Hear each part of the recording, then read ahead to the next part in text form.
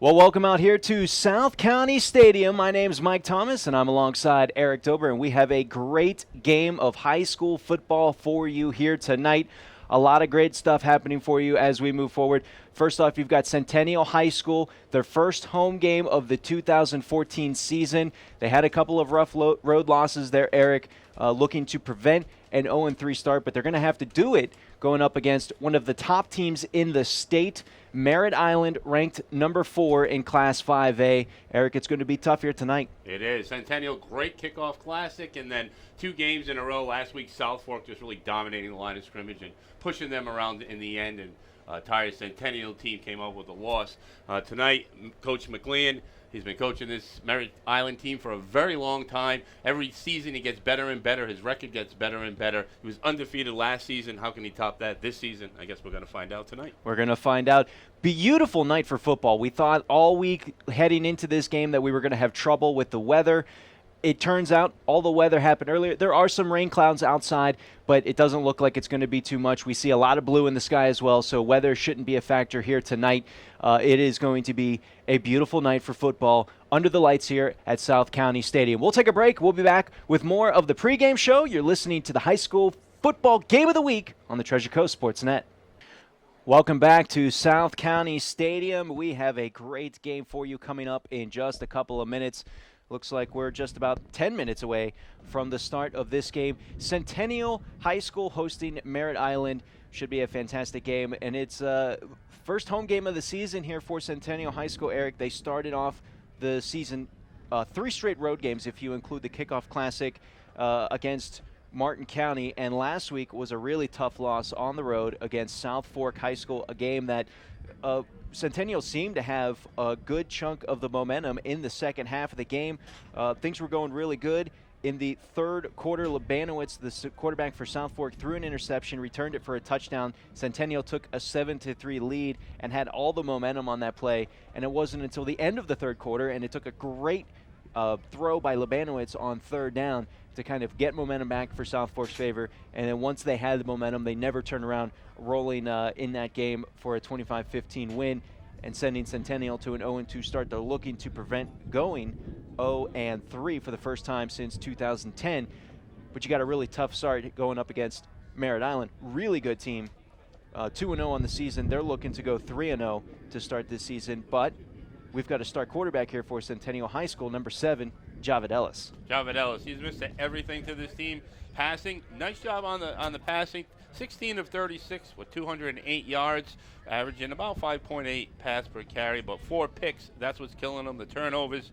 His carrying the football even more productive. 34 carries, 168 yards, 4.9 average, and he put 1 in the end zone. So that's a go-to guy, and then we're going to see a lot of Basil Bradshaw run the football and catch the football. Those are the 2 players for Centennial we're going to keep an eye on tonight. And Ellis is drawing a lot of comparisons to a quarterback right down the road who played for the last couple of years at Port St. Lucie High School, DJ Just. I mean, Just was a phenomenal athlete. We saw him get it done in all 3 phases of the game, special teams, defense, and as the quarterback out there at Port St. Lucie, and he was their entire offense.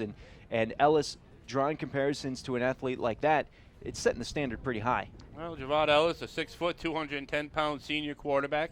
Let's see what he can do tonight. That's some pretty heavy shoes. You know, DJ just did it from his freshman year through his senior year, over 6,000 overall yards. Missed the football to that Jaguar team. He did anything that the coach asked him to do, and to be compared to him is a great honor. He should be proud of that comparison, and living up to that comparison has to be tough. And he's going to be real tough tonight against a real stingy defense in that Merritt Island team. So we're going to have to get the ball moving. Centennial likes to play field position game, keep the ball on the other side of the field, and keep the score low. Yeah, Merritt Island coming off of a 2-0 start to the season. They had a road win against New Smyrna Beach High School, a 35-28 win there. They were home last week for a 14-13 win against Melbourne. We're getting ready for the national anthem here at South County Stadium. We'll go ahead, take a break. When we come back, we've got kickoff. High school football returns here to the Treasure Coast. You're listening to the high school football game of the week on the Treasure Coast Sportsnet.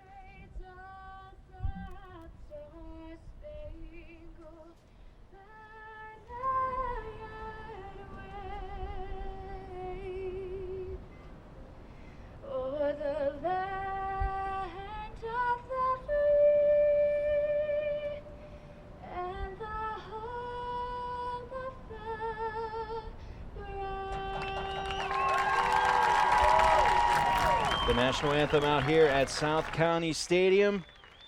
Welcome back. I'm Mike Thomas alongside Eric Dober as we get set to start the game here. Centennial High School wearing their red jerseys with silver numbers on the front and back of their jersey. Merritt Island, meanwhile, will be wearing their white jerseys, their white road jerseys with black numbers with some gold trim on the front and back of their jerseys.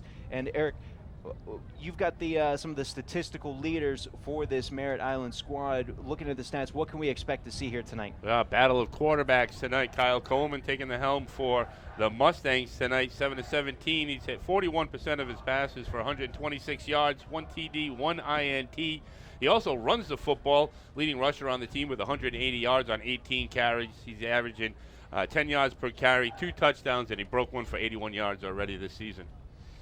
So a couple other games going on throughout the area that we're going to be keeping an eye on. Actually, this is one of just 3 games being played on the Treasure Coast tonight. Almost everybody is on the road. South Forks down in Wellington tonight. We'll keep an eye on that game. Martin County and Okeechobee are battling out at Okeechobee High School. Jensen Beach had to go down to Jupiter. Fort Pierce Central, that's an interesting game there. They're on a 4-game stretch where they're going to be playing some really, really tough opponents, and that begins tonight up in Kissimmee at Osceola. That's the number 3 team in Class 7A, Osceola. So really, we expect that to be a pretty great game. We'll keep our eye on that. John Carroll has the first district matchup of the season for the teams here on the Treasure Coast. They are up in Winter Park in Orlando, taking on Trinity Prep High School. Treasure Coast is on the road at Satellite. Sebastian River is at Bayside, and then Vero Beach is hosting Lake Mineola. Vero Beach made their annual travel game, their road game last week. They don't have to do it again until they take on, I believe, Centennial a little bit later in the season. So Vero Beach, 1 of 2 road games already done. They're going to be at home most of the rest of the season. Yeah, they like it that way. I don't know how they work that schedule out, but they do. A 3-team district, that's usually one of their road games right there, and that district with Central. But Vero Beach battling to get into that top 10. They're close. They're a good football team. Central taking on a powerhouse in Osceola, and that's what they need to do because they can't get out of that second round of the state tournament. So I think they're looking for the tougher teams to prepare themselves. We've got the coin flip going on down at the field right now. Team captains for both squads right at midfield for the coin toss.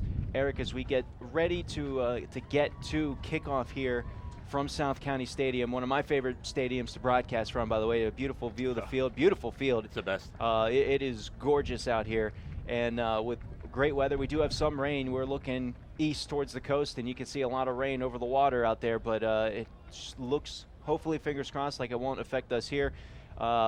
Centennial's going to get the ball to start this game. What are some of the keys that you need to see from the offense and the defense from Centennial to hang with a top 10 team like Merritt Island? Well, first you want to keep Merritt Island defense off the field and put together eagle drives, a lot of first downs, a lot of 5-6 yard runs, keep the ball moving. Don't make any mistakes. They haven't made too many mistakes this season. They've been pretty good in the penalties, only 10 of 16. So they're not going to make mistakes on the field, giving up free yardage to Merritt Island. It's all going to depend on if Ellis can get his running game going, if Bradshaw can back that up. That may open up a little bit of passing, but score early, keep the drives long, keep the Merritt Island offense off the field. And that fourth quarter comes, we'll see how the battle's going then. Score more than the other guys, and you usually win, right? Well, I'll have the other team score less. There's that too. And Centennial's been known for their defense over the past couple of years. Remember, it was just a few seasons ago where they upset Vero Beach to move into the district tournament, the regional tournament. So this is a school that knows that it's really just a handful of games. If you play good defense, you can win any game. Yeah, back then they had a kid, Caffney, I believe, quarterback in here. He went up to Florida A&M to play football. He was a great quarterback, a good leader for that team. And I thought his skills were way beyond what he was given credit for. A very smart quarterback, and we haven't seen that here yet until we get Ellis on the field. But Ellis, a different style player. He's going to run the football. He's going to probably look to the outside more and get out of the pocket as quick as he can and look downfield, run pass situation, spread the ball out a little bit. A little different than the fullback Centennial football we're used to. I think we're going to see more spread. We're approaching 7 o'clock as we get closer to kickoff here from South County Stadium. You're listening to this game simulcast all over the Treasure Coast on Martin County. You're listening to it on WST 1450 AM here in St. Lucie County. You're listening to it on WPSL 1590 AM. And you can also watch this game on TV, the St. Lucie Education Channel, WLX TV. So many great ways you can consume this game. And we thank you for joining us here tonight. And please stick with it. We're about ready for kickoff here. Merritt Island will be kicking from right to left. Centennial will be returning the kickoff after winning the coin toss. And good move. I think you got to get your, when you're going up against a top 10 team, you want to get the offense going. And if you can score points early on a top 10 team, the momentum boost is huge. Oh, it is. You get the adrenaline flowing. You're feeling good. You're winning the football game. All is good in your favor. Important possession right here. Even if they got a few first downs that put Merritt Island deep, that's the way Centennial plays football. Keep their opponent deep. Look for ball control type football. So the kicker for Merritt Island, Dylan Barnes, kicks this one deep into the end zone. It will go for a touchback, and Centennial will start this game from their 20-yard line as we're finally ready to start this football game here. First home game of the season for Centennial, and it's nice always to come home. It is nice. I love this field. Grass is perfect, cut real well. Great view from up here, way up top of the stadium. Elevated to get up here, we get spoiled. Yeah. But right by Met Stadium and all the action going on across the way at Tradition Field. But this field is beautiful. I would want to play here every week. So here we go. We get to see Ellis operating out of the shotgun to start. 3 receiver set. He's got 2 to his right. He's going to send a man in motion and fake the end around him and keep it himself, and he gets hit immediately. He's going to get stuffed in the backfield for a loss, tackled down at about the 18-yard line. That's a loss of 2 for Ellis. A little bowling ball got in there. Brandon Montanez, 5'8", 260-pound sophomore, just not buying the fake at all. Eyes on the quarterback, straight to the chest. Didn't even give him a chance to break open field. So it's 2nd and 12 for this Centennial offense. Once again, out of the shotgun is Ellis. He's got 1 running back with him. Standing to his left, a 3 receiver set. Play action. Ellis throws over the middle of the field. This is caught close to a first down. Still going is going to be Jeremiah Nelson, the tight end. And he gets all the way out to the 35-yard line. That's going to be a gain of 17 and 1st and 10. Nice job on that spread offense, using a couple of fakes to hold the linebackers. Great job by number 33, Nelson. He is a senior, getting out in the open field. Protect the football. You got the first down, son. Trying to stretch out for the extra yard. Almost lost it. And here is a handoff that is going to go nowhere. Bottled up in the backfield once again is the runner, Basil Bradshaw. And Bradshaw is going to go down for a 1-yard loss. Number 64, Dane Clark, Jr. getting in the backfield, just blowing right through between guard and tackle and raising all kinds of havoc from his left tackle position. Now a shift going to the strong side on the right tackle. 2nd and 11. 3 receivers are on the right side of the line. Ellis runs to his left. He's going to pitch it. It's off the hands of the runner, and it's still loose, fighting for it all the way out. And it looks like Merritt Island has it based on the sideline, but boy, a pitch out to the runner, Nelson or Bradshaw. It goes bouncing off his hands and then bounced around for about 5 more yards before Merritt Island finally jumped on it. Yeah, tough option play, a little too deep. Quarterback back in the backfield, about 2 yards too far. Nelson a little bit too close on the pitch. It wasn't enough time to get his hands on it. I think both Ellis and Nelson both were surprised how close they were. Costly turnover when it looked like they were going to move the football on this Merritt Island defense. Yeah, they were moving it well, but the fumble will cost you every time. Empty backfield for Merritt Island, and they're going to do a pitch end around, and there's plenty of blockers, plenty of running room out across the 30. It goes their runner, number 3, Jim Batch, the sophomore running back or sophomore wide receiver. He gets all the way out to about the 31-yard line, and that will be a gain of about 10. Yeah, just right at the mark there. Looks like a yard short. They're going to mark it. Merritt Island going to a full spread, sideline to sideline. Quarterback in the backfield by himself. This time they set up with a fullback situation, but still spreading the field. Shotgun formation, 4 receiver spread wide, play action. The quarterback's going to roll to his right, throws over the middle of the field, and this is caught. Wow, what a great throw. Quarterback is Jim Batch there, it looked like, and then he threw it to his receiver, Luke Clark. Clark had to make a diving catch, but he was able to come up with it. And that's going to go all the way down to the 18-yard line of Centennial. Clark, a junior, has 4 catches. That's his 5th catch on the season. He had 176, averaging 44 yards per carry, per catch. So he's the go-to guy. 1st and 10. The quarterback is Coleman. 9:53 left to go in the first. He's going to hand it off up the middle. The runner tries to bounce outside. He can't get it. Bottled up in the backfield. Raleigh Barfield, junior running back for Merritt Island. He gets out to about the 16-yard line. That's a gain of 2. I like Centennial's defense. The Eagles, 4 down linemen, 4 standing linebackers. That puts 8 men up on the line of scrimmage. A running football team, the Mustangs, and they're going to put 8 men in the box to try to stop that run. Man-to-man all around the outside on the spread, setting up a lot of one-on-one coverage. 2nd down from the 16-yard line of Centennial. Opening drive for Merritt Island. They got the ball after a fumble from Centennial deep in Eagles territory. Here's a throw to the end zone, and that's going to overthrow everybody. Coleman was looking for Batch once again. The sophomore heavily involved in this drive, but defense was there from Centennial and went over the head of everybody, incomplete. Yeah, that was great coverage by the safety. One-on-one coverage all around the field.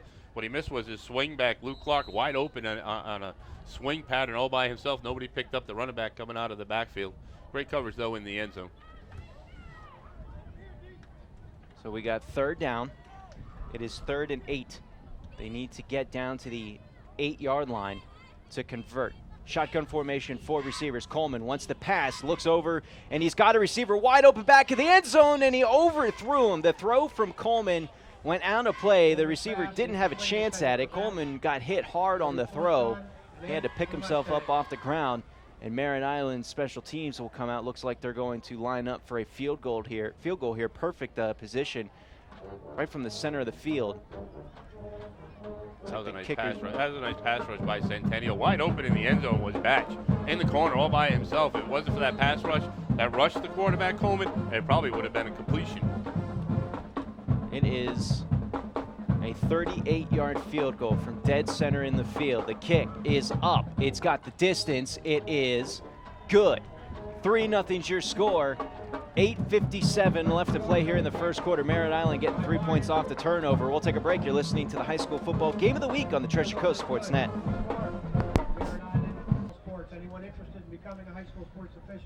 Well, Merritt Island went 40 yards on that drive, recovering a fumble from Centennial. It was 6 plays. They capped it off with a 38-yard field goal from Dylan Barnes. And they have a 3-0 lead here after their first drive with 8:57 left to go in the first quarter. Defense, Eric, considering you gave up the offense gave up the turnover, it was a short field for Merritt Island. The defense came through. They did, giving up 3. Not so bad in the situation they were in. Got to see Merritt Island offense live, see that spread, how they were going to react to that 4-4 defense that Centennial's in. And with that 4-4 defense, they better keep on blitzing because they got a lot of man-to-man coverage. Here's the kick from Barnes. It is deep once again to the back of the end zone.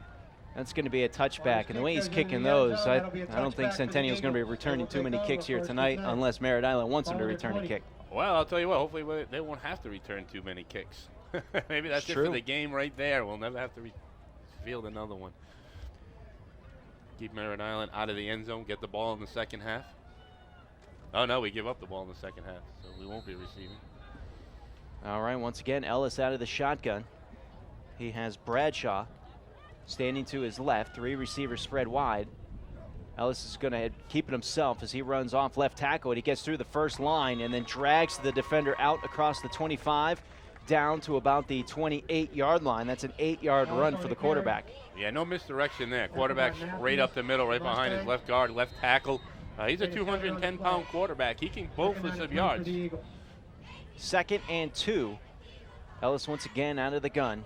Bradshaw to his left, 3 receivers, and they're going to hand it off to Bradshaw. Bradshaw tries to get, he fights his way to the 30. That's going to be close to the first down marker. It's going to depend on the spot.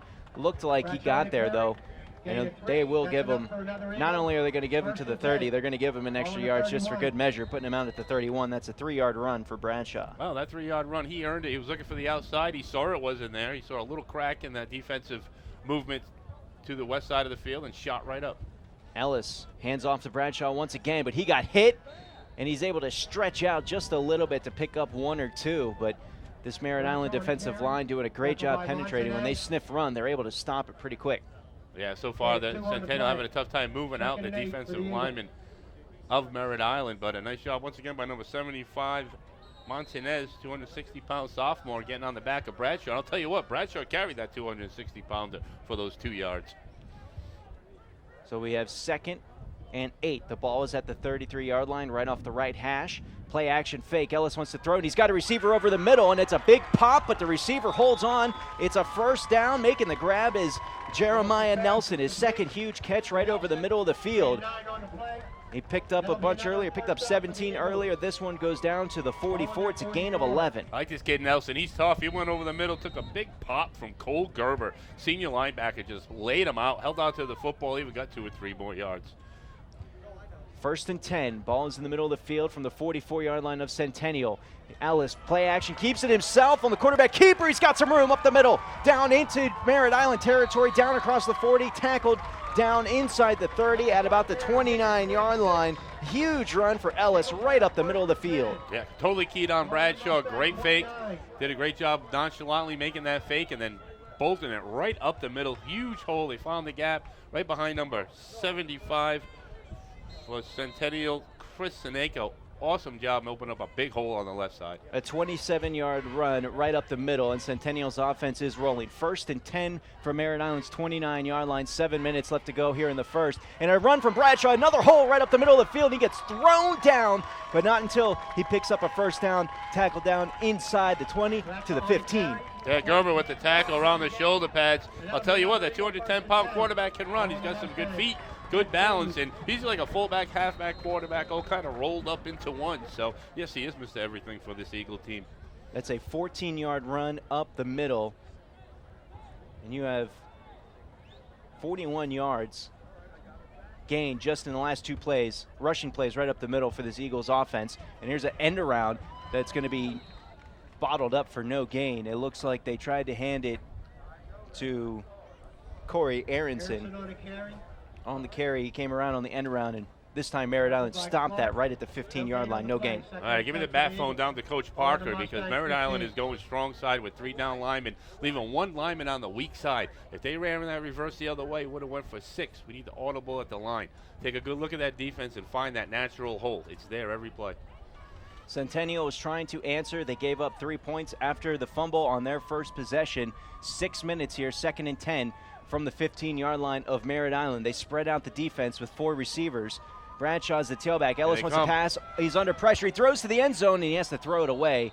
He was looking for his tight end, Nelson, but the coverage was there, and the pressure from Merritt Island's blitzers got to Ellis, forcing him to make the throw, and it looks like we've got a timeout called on the field, a water break, stopping the clock with 5:50 left to play. It'll be 3rd and 10 when we return. You're listening to the High School Football Game of the Week on the Treasure Coast Sports Net. Welcome back to South County Stadium here. This drive started all the way back at Centennial's 20-yard line. This will be the 8th play of the drive. The ball is spotted at Merritt Island's 15. The ball is off the right hash. It is 3rd and 10. This is a huge drive for Centennial. After fumbling on their first possession, giving up the field goal, to be able to come back and put yourself in a position to respond is huge. Yeah, that was a good timeout right there by Coach Parker. He should have called that timeout before the play, before the blitz. But they talked about it, and they're going to audible at the line. I know that's what they had to talk about. Watch that blitz. So here we go. They're going to send a man in motion. 4 receivers spread wide. A quick screen pass caught by Nelson. Hit hard. He's going to reach out, but he's going to be tackled well short of the first down marker. So the field goal unit, I would imagine, well, no, it looks like Centennial's offense is going to stay out there. Wow. So here we go. It's 4th down. And now we're going to see a little bit of a substitution package as we see some other players come in. We'll see if they decide. Now they're bringing out so they are going to attempt the field goal here. As we've got number 36, Chris Rosales. Well, watch out. Holding is Javid Ellis. Holds for the kicker, so anything could happen. This will be A 28-yard field goal from the right hash. The kick is up. It's got the distance. Is it straight enough? Yes. We got a tie ball game. 5:05 left to play here in the first quarter. The Eagles respond a 9-play drive going 80 yards. They get the field goal. You're listening to the high school football game of the week on the Treasure Coast Sports Net.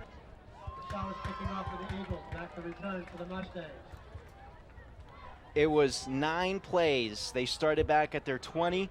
The Eagles drove all the way down to the 12-yard line of Merritt Island, where they had to settle for a 29-yard field goal from Rosales. Tied this game up at 3 all with 5:05 left to play. And Eric, anytime you hang around against a top 10 team, you're doing good. That was about as good of a drive as you could expect. The only thing better would have been a touchdown. Now, his was good, though. His was like Coach Parker. He's got his offense sitting on the bench all together, talking about what they saw on the field to make corrections. They're going to start using that weak side. But right now, defense on the field. Let's see how they respond to that spread offense and a powerful quarterback in Coleman. Kickoff is fielded at the 8-yard line, and bringing it all the way out is once again the sophomore receiver. He's everywhere, Jim Batch.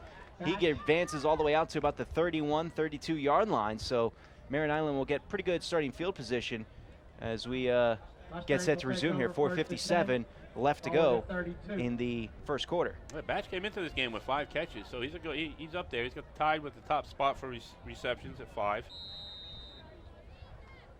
He's going to spread the ball around a little bit. I kind of want to keep that pressure on Coleman. He's a shotgun quarterback. He does a great job overlooking all 3 of his receivers, and a little change up for Merritt Island. A couple of running backs in the backfield with the quarterback. Coleman is in the shotgun. He's going to throw a quick little swing pass out, and the running back makes 2 men miss before he gets hit. It's going to be a nice gain. It looked like that was Luke Clark making the grab there, number 20, and he gets out to about the 38-yard line before he's finally dragged down. That's going to be a gain of 6. Yeah, Marco Leota did a great job on the outside, avoiding his block and getting to the swing pass. He couldn't make the tackle. A lot of open field, but he did slow him down. It was a great inside move by Merritt Island to pick up a yardage on a play that really should have been a loss of 2.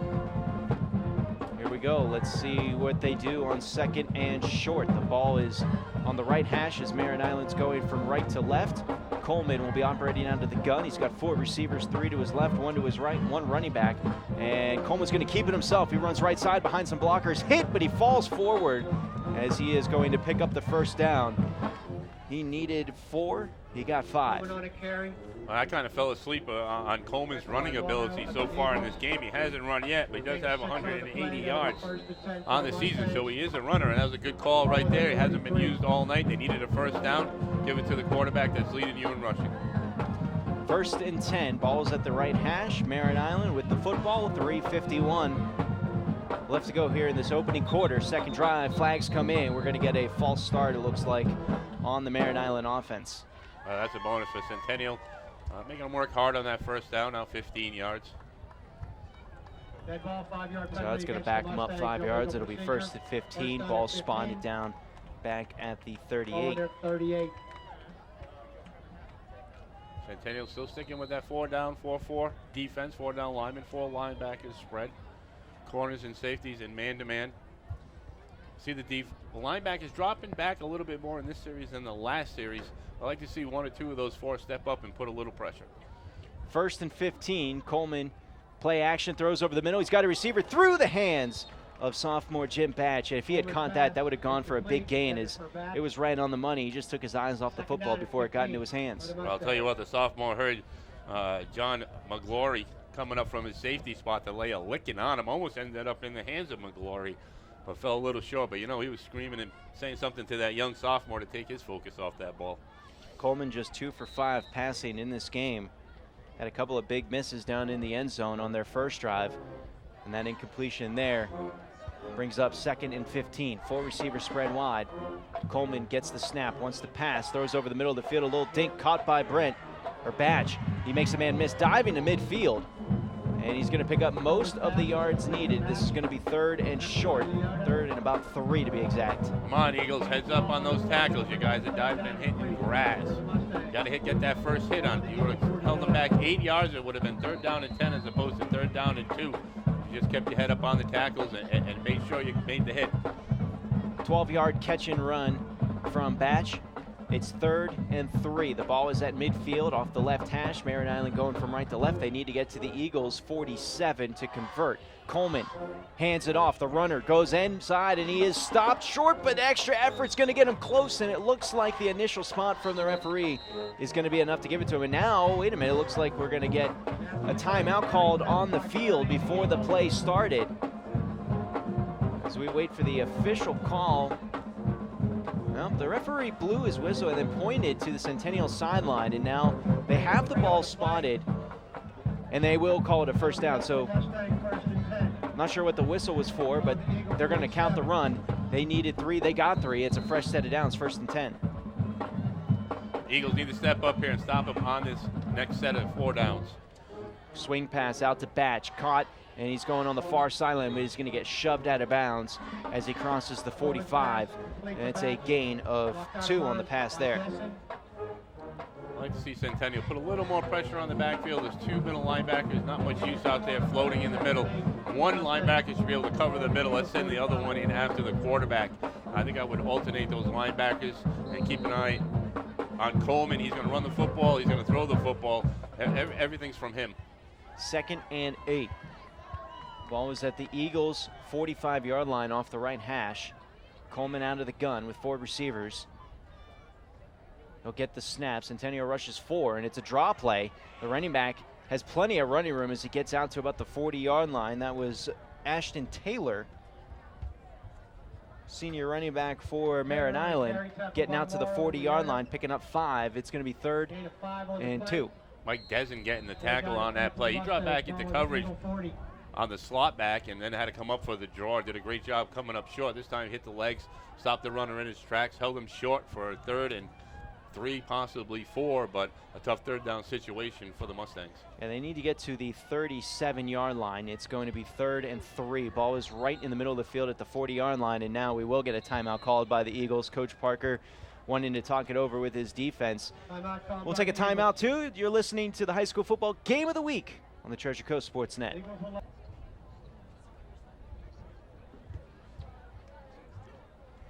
Eight-play drive that's gone 28 yards for Merritt Island. This will actually be the 8th play of the drive. It is 3rd and 3. They need to get to the Eagles 37 to convert. The ball is spotted right at the Eagles 40-yard line. Dead center in the middle of the field. Merritt Island's been moving the ball well, but it's all been in small chunks here and there. They've battled back from a 1st and 15, converted a couple long ones. Here's 3rd and short. Coleman out of the gun. 3 receivers are to his left. He's got 1 running back. He's going to run to the right, and he doesn't pitch it. He keeps it himself. He picks up the 1st down as he crosses the 35-yard line. Looks like they'll give him the gain of 5 there, marking him down at the 35, moving the chains once again. And this is the 3rd first down of this drive. Taylor Ashton was a pitchback, and Coleman had a choice. He could have pitched it for bigger yards, but kept it, got the 1st down for his team. I like that option on the weak side, spread left and run option weak side out of the shotgun formation. Something a little bit different. I haven't seen that play too much here in high school football. Minute 20 left to go here in the first quarter. Tie ball game 3-3. Merritt Island's driving at the Eagles' 35-yard line. Play action. Coleman throws deep. He's got a receiver, middle of the field, caught into the end zone. Touchdown. Right down the seam goes the sophomore Jim Batch. And that was a beautiful 35-yard strike from Coleman to his receiver, putting his team up top 9-3 pending the extra point. That was a beautiful toss right there. Nice catch by Batch. That time not intimidated by the 2 receivers on him. Perfect pass, hit him in full stride right at the goal line. Nice spiral. I like this kid Coleman. He's got a good arm. He's got some good feet. That's a good quarterback up there in Merritt Island. Extra point is coming up. Merritt Island could take a 7-point lead here if this extra point is good. The snap is down, the kick is up. It's got the distance, and it is good. 10-3 is your score. Merritt Island on top. We'll take a break, be back. You're listening to the high school football game of the week on the Treasure Coast Sports Net. That drive started back at Merritt Island's 32-yard line. It started when Jim Batch for Merritt Island returned the kickoff out to the 32. It ended when Jim Batch caught a 35-yard touchdown catch from Kyle Coleman. And his team now has a 10-3. I know, that's why they pay me the big bucks. I like that. That was good. We're waiting the kickoff here for Merritt Island. They lead at 10-3 with 1:09 left to play. Beautiful night for football the home opener here for these Centennial Eagles as the kick is up. And this one will once again go into the end zone for a touchback. All 3 drives for Centennial will start at their 20. They did pretty good their last drive. They went 68 yards, took 9 plays, but they had to settle for a field goal. And big difference between 10-3 and 10-7. Absolutely. I think the offense did a great job on the last series. I'm looking forward to seeing them back on the field. I'm sure the offense is looking forward to going back on the field. Merritt Island defense wasn't too tough that last drive. Pretty much Ellis did what he needed to do. He found a lot of running room up the middle. Misdirection helped. Try to find the weak side on this drive, and I think they'll pick up some big yards again. So here we go as the Eagles try to respond. 1st and 10 from their 20-yard line. Ellis out of the gun will keep it himself as he runs left side. Another huge hole. He slips into the secondary, and he's finally dragged down after a gain of at least 10 as he crosses the 30-yard line. That play's been working. It worked last drive, went for a big gain. Once again, they pick up 11 here on 1st down. It'll be 1st and 10 from the 31. Junior Baratella, Junior Seneko, left guard, left tackle, doing a nice job opening the hole that time for their quarterback. They spread right, ran left, worked well going weak side. Might be the last play of the quarter. 10 seconds left to go in the opening frame. And Ellis keeps it himself on the option play. He gets out close to the 35-yard line before he's bottled up. And that looks like we're under 10 seconds now. So 2nd and 5. Williams of the Mustang. Gain of 4 on the play. Let's keep on waiting for that clock to tick away, but a timeout's going to cut it short, or a water break. Oh, they're just going to let it run out. They're just going to let it run out. There must be something wrong with the clock. Every time I look up at it, it's showing 10 seconds, and then it rolls back over to show 10 more seconds. So I think the officials are looking up at it saying, when's this quarter going to end? But we will go ahead and say that the quarter is coming to a conclusion. We'll go ahead, take a break. They're moving the chains. We'll be back with more. You're listening to the High School Football Game of the Week on the Treasure Coast Sports Net.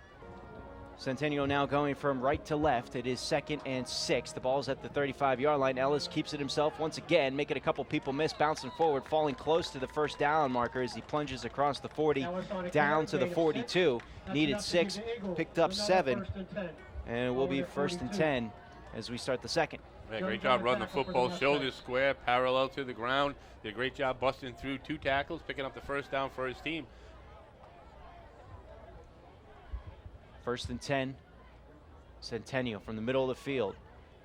And this is a handoff up the middle as this is going to be, it looks like Bradshaw trying to dance out to the right side. Can't find any running room, and Bradshaw is going to get bottled up after a gain of just 1. Yeah, strong down, 3 down linemen to the right side of the Centennial line. It was 3-2 on the linemen, Menendez and Zervos, and they just couldn't control the line of scrimmage. 2nd and 9. Ellis getting the play from the sideline. You know, his team's got 4 receivers spread wide, 2 on each side. Bradshaw's the tailback. Merritt Island crowding the line of scrimmage. They've only got 1 safety over the top. Ellis wants to pass. He throws far side through the hands of his receiver, bobbled and intercepted. And this one's coming back, cutting inside at the 10, and then Ellis laying a huge hit. Dropping the tackle, or the guy that made the interception. That was, you got a flag back near the point of the interception. It was Austin Whaley who made the grab for Merritt Island. The pass went through the hands of Ellis's receiver, and then Whaley made an amazing grab, kind of reaching back behind him to bounce the ball back up in the air and keep it alive. The foul is going to go against Centennial. They will be declined, so Merritt Island takes over after the 2nd turnover of the game. Yeah, that one hurts right there. That's just one of those. Should have been caught, popped in the air, and a great play by a cornerback to take it up the field and nearly get a pick 6 on that play. Ellis saving the touchdown. Can't put that one in the quarterback. You have to put it down as an interception in the quarterback stats, but you hate to give those away. Yeah, that one's going to sting when you see it in the stat column. It didn't look like Ellis's fault, though, but it's 1st and 10 for Merritt Island. They lead this game 10-3, and they're starting their 3rd drive of the game from Centennial's 25-yard line, 1st and 10. New quarterback is going to be number 12, and he's going to run and make a lot of people miss, picking up huge chunks of yards. That's Keegan Henderson, the senior quarterback there, as he crosses the 15-yard line down to around the, looks like they'll spot him down at the 12. So that's going to be a gain of 13. 6'2", 200-pound quarterback. He's a tall one. Splitting duties a little bit. First and 10. The ball is at the 12-yard line. 10.5 minutes remaining in this opening quarter. Just got used to seeing Coleman out there. Now we get Henderson as the quarterback for this drive. He's got 4 receivers spread wide. He wants to throw, and he does. He's got a receiver, but he has to go down to his knees and somehow is able to keep that ball alive. That was 14, Sterling Allen making the grab, the senior receiver for Merritt Island. He's going to be tackled down at about the 7-yard line, maybe the 6-yard line. Yeah, the 6-yard line, so that's a gain of 6. Wide open. Looked like he was headed towards the end zone. Stopped short. Good timing pattern. Just a little low for the receiver to take the ball up the field, but a good grab and picked up 6 yards. 2nd and 4. Merritt Island could pick up a fresh set of downs if they get inside the 2. Right now they're at Centennial's 6-yard line with 9:40 left to go. Henderson's going to keep it himself, dancing through the backfield, diving towards the end zone, and he gets upended, tackled inside the 1. It'll be 1st and goal from inside the 1-yard line here for this Merritt Island offense. They're driving after the turnover. Yeah, that was a nice run by Henderson off the left tackle after the fake and weaving through the line of scrimmage and almost getting to the end zone. He could smell it. He reached out for it, just short, half a football distance. But another senior quarterback showing some good running skills. 24 yards on this drive, started after the interception. This is the 4th play from the 1. Power formation for Merritt Island. Henderson hands it off. The runner goes airborne and falls into the end zone. Touchdown Merritt Island as they build on their lead. The runner back was 32, Ashton Taylor.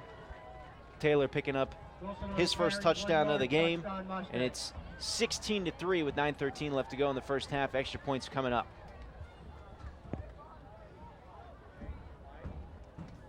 Centennial defense on their heels that whole drive. Couldn't really get a stop when they needed it. I think they were ready for a break after the last series, giving up the touchdown, and a couple of plays later, right back out there they went. Extra point is up, and it is good. 17-3 is your score. We'll take a break. You're listening to the high school football game of the week on the Treasure Coast Sports Net. Well, a turnover from Ellis after the interception that was bobbled, and a great catch from the Merritt Island defense. They take over at Centennial's 25-yard line. It takes them 4 plays, and they cap it off with a 1-yard touchdown run from Ashton Taylor. They now lead this ball game 17-3, and that was the first time, Eric, where it looked like the Merritt Island defense was able to just march down the field at will. Yeah, that was a good set of series. A new quarterback and a tired defense, and they used that fresh quarterback to take him into the end zone. So the kickoff, this one's actually able to be returned, and a huge hit on the return man, number 13. That is Dalen Brown, senior for Centennial. He's been wanting to return one all game long, and that's the first one he was able to. And he brings it out across the 20 to about the 21. Well, yeah, he could have let it go in the end zone and not taken that hit and got the same results. And he went up in the air, landed on his back, trying to hurdle a player. Great coverage by Merritt Island. So let's see how this Centennial offense responds after their second turnover. They've had 3 drives. The first drive ended in a fumble. Second one ended in a 29-yard field goal to get their 3 points, and then this last one ended with an interception. This is going to be a handoff to Bradshaw. He's got some running room as he cuts back up the middle of the field, gets a blocker, tries to get outside, gets across 35 and tripped up a shoelace tackle, saving a huge gain. Making the grab for Merritt Island is Trey Smith, and 2 flags are down in the middle of the field away from the play. Bradshaw with a great run there out to about the 37-yard line. Let's wait and see what the flags are. I'll tell you what, Bradshaw was throwing some defenders around, stiff arms, and some good moves. He wanted to go from 2nd to 3rd gear, but he just couldn't get into that 3rd gear to get to that open field. Still a great run of 15 yards, using some power football, a stiff arm, and keeping his head up and his eyes looking forward to pick up some positive yards. And it was a 16-yard run. And they're going to add some more. And they're adding 15. It was a personal foul called on Merritt Island. So that one is going to be brought all the way into Merritt Island territory. They'll spot it down at Merritt Island's 47-yard line. So that's a nice gain there. 18 yards and we'll see how Centennial's able to respond. 1st and 10 from Merritt Island's side of the 50. And the positives now, 8:57 left to go. Centennial trailing 17-3. Ellis wants to throw, throws down the middle of the field. He's got a receiver, it's bobbled, almost intercepted. He had one-on-one coverage on the near sideline, and he just underthrew his receiver just a little bit. and he almost had a third turnover of the game. Yeah, took a bet in on the coverage. Staying deep with the receiver. It wasn't wide open. He would have had to thrown that way ahead of the receiver and thrown it up high and have it come down soft, but he couldn't get it over the hands of the outstretched hands of the D-back. I think it was either Bennett or it looked like number 22, who doesn't exist on my roster. Oh, Tony Gagne. Nice job, Tony Gagne, the senior. 2nd and 10. 8:51 remaining in this opening half. 4 receivers are spread wide. Ellis looks over the defense, and they're going to rush 5. They get through. It's a screen pass, but just not enough time to develop. All the rushing defenders forced Ellis to throw early, and it looked like his intended receiver, Bradshaw, just wasn't set. Incomplete pass brings up 3rd and 10. The offense was still trying to get their position. They had to turn around. Bradshaw's got to turn around, look for the football right away. That was a heavy rush. It would have been big yards. That was a perfectly well-designed play at the right time with all the linebackers blitzing. They completed that pass, so they'd still be running. 3rd and 10 now after the 2 straight incompletions from Ellis. The ball is at Merritt Island's 47. They need to get to the 37 to convert. It's on the left hash as Centennial's going from right to left. Ellis wants to pass under pressure, steps up, gets hit, delivers a throw down the sideline. It's going to be incomplete. Overthrew his intended receiver, number 8, Sean Peterson. And 4th and 10 will likely bring out the punting team. Trying to go deep twice on that drive, both down the left side, and really just eyeballing his receiver the whole way. Never looked at his other 2 receivers streaking in the middle wide open. If you got that kind of time and you got a strong enough arm, you need to go 1, 2, 3, make all your checks and see which receiver is going to break free. And it looks like we're going to see a punt from Corey Aronson. And he just steps up and boots this one. It's a nice punt that will get inside the 10, fielded. And the coverage team makes a great play, bottling up the return man at the 12. Running that one out from the 10-yard line was number 1 for Merritt Island, Quentin Besant. And he only gained 2 yards. Yeah, great job by the punt return team. Punt team getting down the field, stopping him from breaking. Got him right at the 10-yard line. So now Merritt Island with really their worst field position of the night. They've had the fortunate 2 turnovers to their first 2 drives to put 10 points on the board. And now they have the long field and a rested Centennial defense. This is a good time for a stop right here. Get the ball back and try to put one in the end zone before halftime. And then feeling good about a 17-10. Yeah, they down didn't 7 going into half with 2 turnovers. They didn't even give Besant forward progress. They spot him down at the 10-yard line. 1st and 10 from the right hash. This is Henderson still in at quarterback. Throws. He's got a receiver in triple coverage, and this is bobbled, almost intercepted, and a flag's going to come in. We're going to talk about contact and Merritt Island's receiver with a little bit of some extra words there at the end of the play. This one's going to go against the defense. Yeah, Dalen Brown, he was stride for stride with the receiver, good coverage. Their legs got tangled up right before the ball got there. They ended up going down. It wasn't, it was inadvertent contact. Did I say that right? Inadvertent. Inadvertent contact. That's a 15-yard penalty. Yeah, not so costly in high school football. You don't get the ball where the penalty is. You only get 15 yards, so what could have been a gain of 40, you really only turned into 15. Still a first down, though. Still a first down, and I thought good coverage well enough that the pass wouldn't have been completed anyways.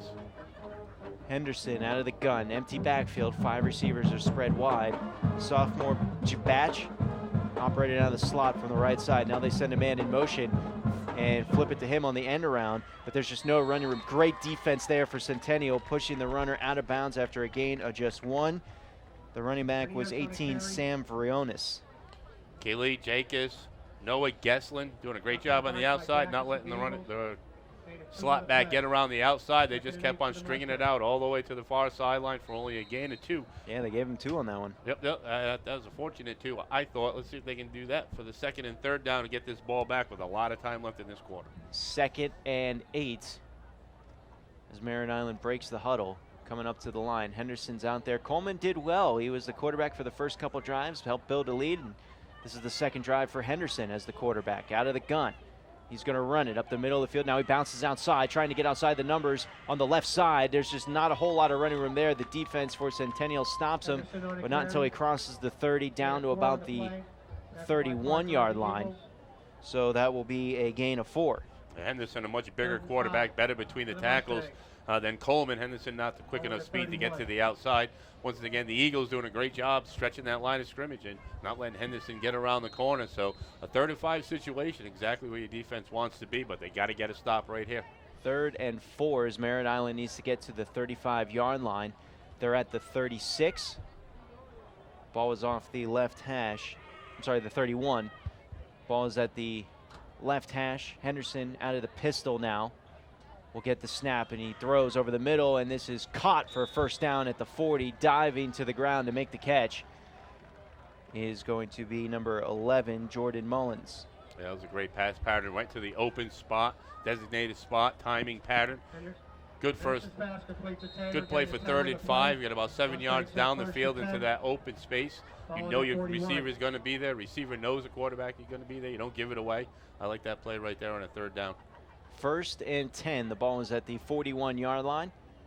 Merritt Island driving here. This is the 4th play of the drive, and it's a run up the middle. Gets out to the 44 as the runner is 23, Raleigh Barfield. And he picks up 3. One of the few times we've seen Merritt Island actually give the ball to a running back on a run play up the middle. They've been trying to take everything off tackle on the outside, mostly with their quarterbacks. 2nd and 7 once again out of the pistol. And Henderson will hand off once again. This time not much running room. Centennial defense clogs up all the lanes as the runner was Taylor, Ashton Taylor. He tried to bounce it outside, nothing there. He gets out to the 46. That's a gain of 3. Yep, still another 3rd down and 5 situation. Defense doing their job. Now let's get a 3rd down stop, Eagles. Get that football back. It's 3rd and a long 5. Over 6 minutes left to play here in this first half. Difference so far has been turnovers, 10 points off turnovers. Merritt Island leads it by 14. 17-3 is the score. Here's a handoff, running, getting for first down, and still on his feet, breaking it across the 40, down to the 30, cutting back to the middle of the field. And that man's going to go all the way into the end zone. Number 21, Tucker Bennett.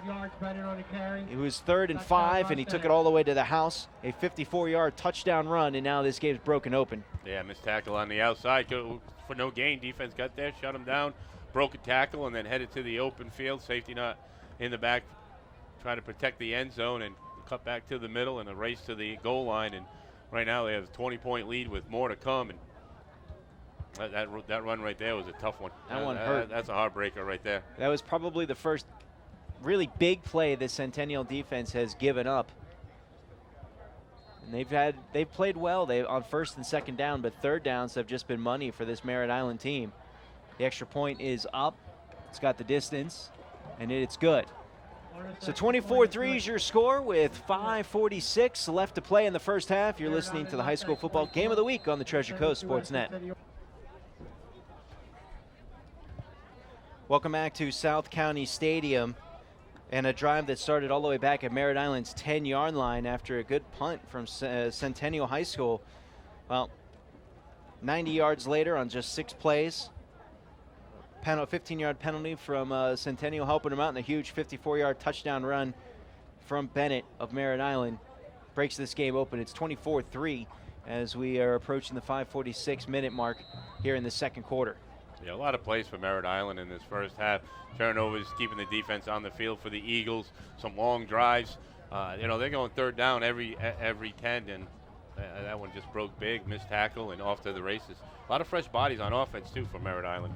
Here's the kick, and this one will be returnable as well, fielded at the 5-yard line as the runner coming up the near sideline gets out across the 20 before he's brought down forcefully at about the 22-yard line.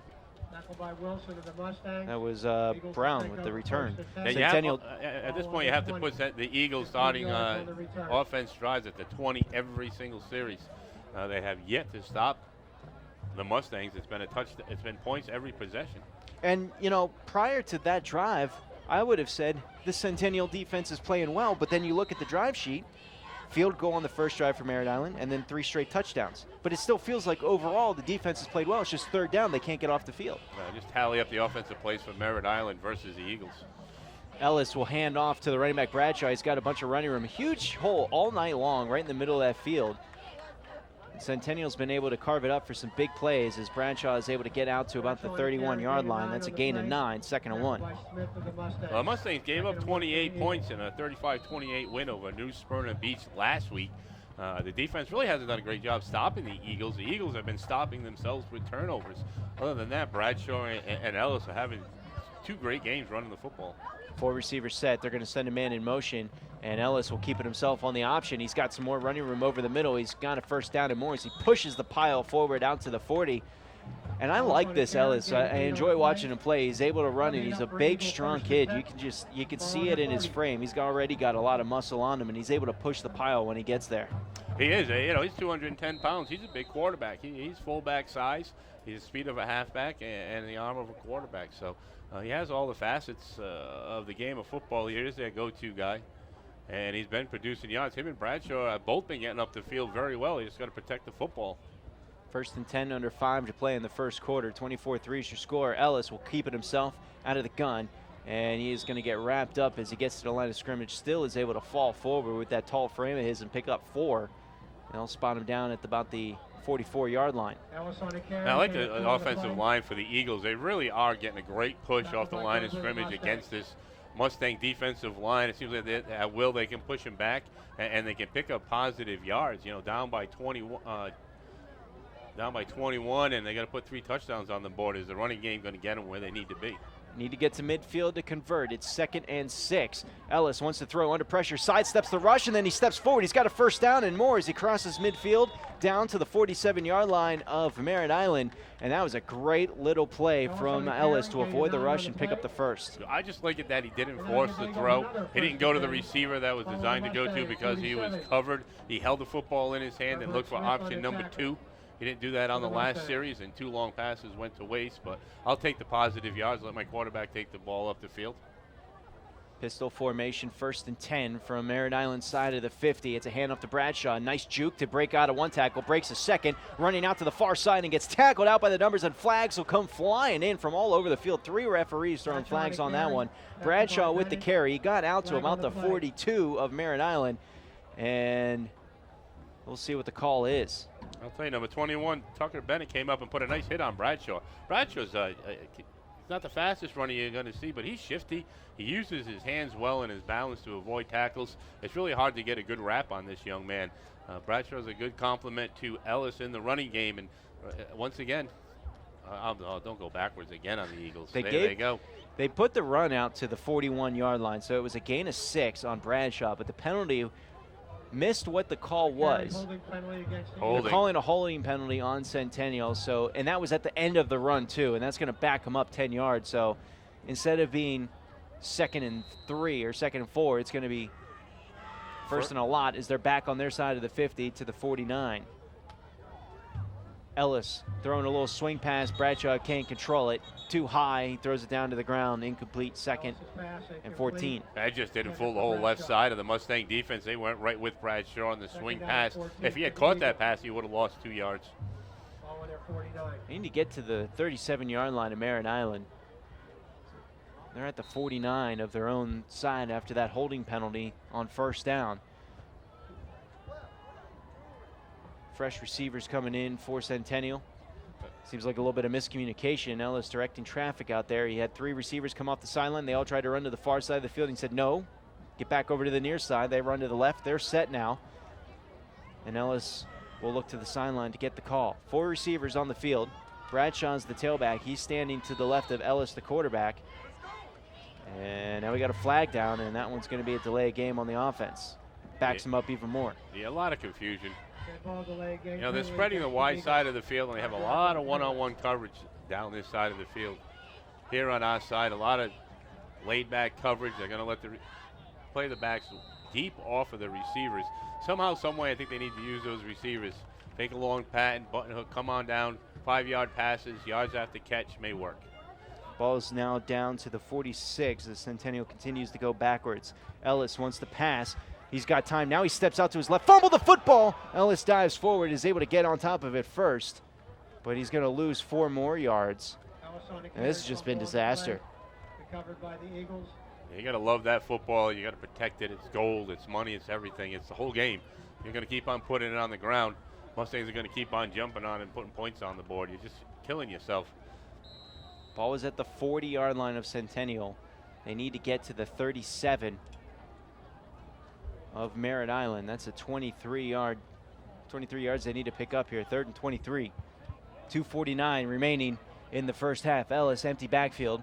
5 receivers are spread wide. Merritt Island looks like they have their ears pinned back. They're going to rush 5, and they get to Ellis. Hit hard. Dropped for another loss on the play. They got all the way to the 47-yard line of Merritt Island. This drive's going to end all the way back at their 38. Bring up 4th down for the Eagle. Yeah, that was a lot of backwards there between penalties and it's quarterback sack right there. Total all-out 8-man blitz by the Mustangs straight to the quarterback. That would have been the opportunity to run that screen play that they muffed up earlier in the game. Punting team will come out on 4th down. Return men are standing at their 30-yard line of Merritt Island. Here's the punt. It's another good punt. End over end. Fair catch called for, and it's dropped. It's going backwards. Diving for it. Centennial has a chance. They're diving on top of it. And who's got it? Waiting for the call. The Centennial player comes up with it. It's Eagles football. So, hey, rather be lucky. You got your chance. Now you got a scoring position from the 15-yard line. Yeah, there you go. All those yards back, and then some, putting the offense back on the field. That defense was feeling pretty good right up until about now for the Mustangs. And what it did was it put a little life in this crowd here on our side of the stadium, a reason to bang the stands and make some more noise and get excited. Now capitalize. Under 2 minutes. Going in down 14 with the first half that you played, giving up the football twice, I'd be feeling pretty good. 1:56 left to go in the half. Fresh set of downs and new life for the Eagles offense from Merritt Island's 15-yard line. Bradshaw's the tailback standing to the right of Ellis. They're going to set a man in motion and hand it to him. It's a play. It's a throw. You got a flea flicker. Nobody's home. They had a man wide open in the end zone right over the middle of the field. And they handed it off to Corey Aronson on the end around, and he went to throw a pass to the flag, and nobody was home. I don't think that's how Coach Parker drew it up on the chalkboard before the game today. I don't know if the receiver went the wrong way. He was wide open right underneath the goalpost, standing there all by himself. But number 12, Arison, went to the left corner where there was nobody. Oof. Opportunity there. Great play call. At that time, you had receivers open, but miscommunication. 2nd and 10. Ellis. He wants to pass this time. Throws. He's got a slant. Caught down inside the 5. Tackled before the end zone as the receiver is going to be dragged down at about the 2. And it looked like that was Ben Tippy making his first catch of the game. There you go. Ellis showing a little arm strength, showing a nice timing pattern on the slant. Nearly made it to the end zone. They did pick up a fresh set of downs. You got 1:43 and 4 plays to get it in the end zone. 1st and goal from the 2-yard line. Down by 21 points. This would be huge for the Eagles as Merritt Island's going to get the ball to start the second half. And now we're going to get whistles, a timeout called by Coach Parker and the Eagles. They want to make sure they get this play right. Eric, we'll keep it here. It's amazing how a simple play, one play in a sport at any level, can change a game a little bit. And this was potentially one here with that punt that you had 2 return men for Merritt Island. One of them went to call fair catch, but the other Merritt Island player dove in front of him. It created enough confusion that the ball just squirted right by both of them. Dog pile, Centennial came up with it. 1st and 10 from the 15. And now Centennial having their best chance of the night to score a touchdown. Yeah, thank you very much. We'll take the turnover, 1 back of the 2 they gave away. And, getting those points on turnovers is huge. And right now, the 1:31 left. You want to make sure you don't let that clock run out on you. You have no timeouts left. And you got to make sure you don't get out there 3rd, 4th down and the clock's ticking away on you. So clock management is huge here. Your senior quarterback needs to keep an eye on the clock that's behind him, or just punch it in on 1st down, but you're going to leave over a minute for Merritt Island to do something in the half. Power formation, 2 running backs back with Ellis. He's going to keep it himself. He dives towards the end zone. He plunges in for the touchdown. Touchdown, Centennial Eagles. Javid Ellis on the quarterback keeper, a 2-yard run.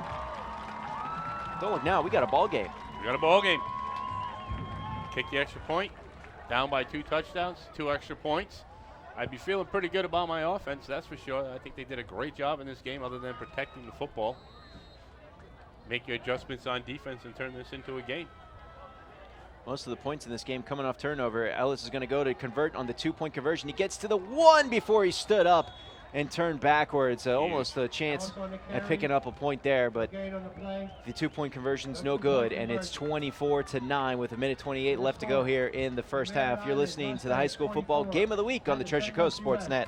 Welcome back to South County Stadium, where after a fumbled punt, Centennial was able to go on 3 plays, 15 yards, capping it off with a 2-yard touchdown run from their quarterback, Javid Ellis. The 2-point conversion was no good. 24-9 is your score. Under a minute and a half left to play here in the second quarter. Merritt Island will field this kickoff at about the 5, and a huge tackle made on the sophomore Jim Batch as he crosses the 20 out to about the 23, and he got swallowed up by the return man, the return team for this Eagles defense. Oh, the sophomore Finley Oscar getting in on the action there. 5'10", 158-pound sophomore, laying a big hit. It would have been nice if that football popped out again. It would have. I was waiting for it. 1st and 10 from the 23. See who the quarterback is. Looks like it might be Coleman back out there. We've had 2 quarterbacks here for Merritt Island. It is Coleman. Pump fakes, throws over the middle. It's caught on the run.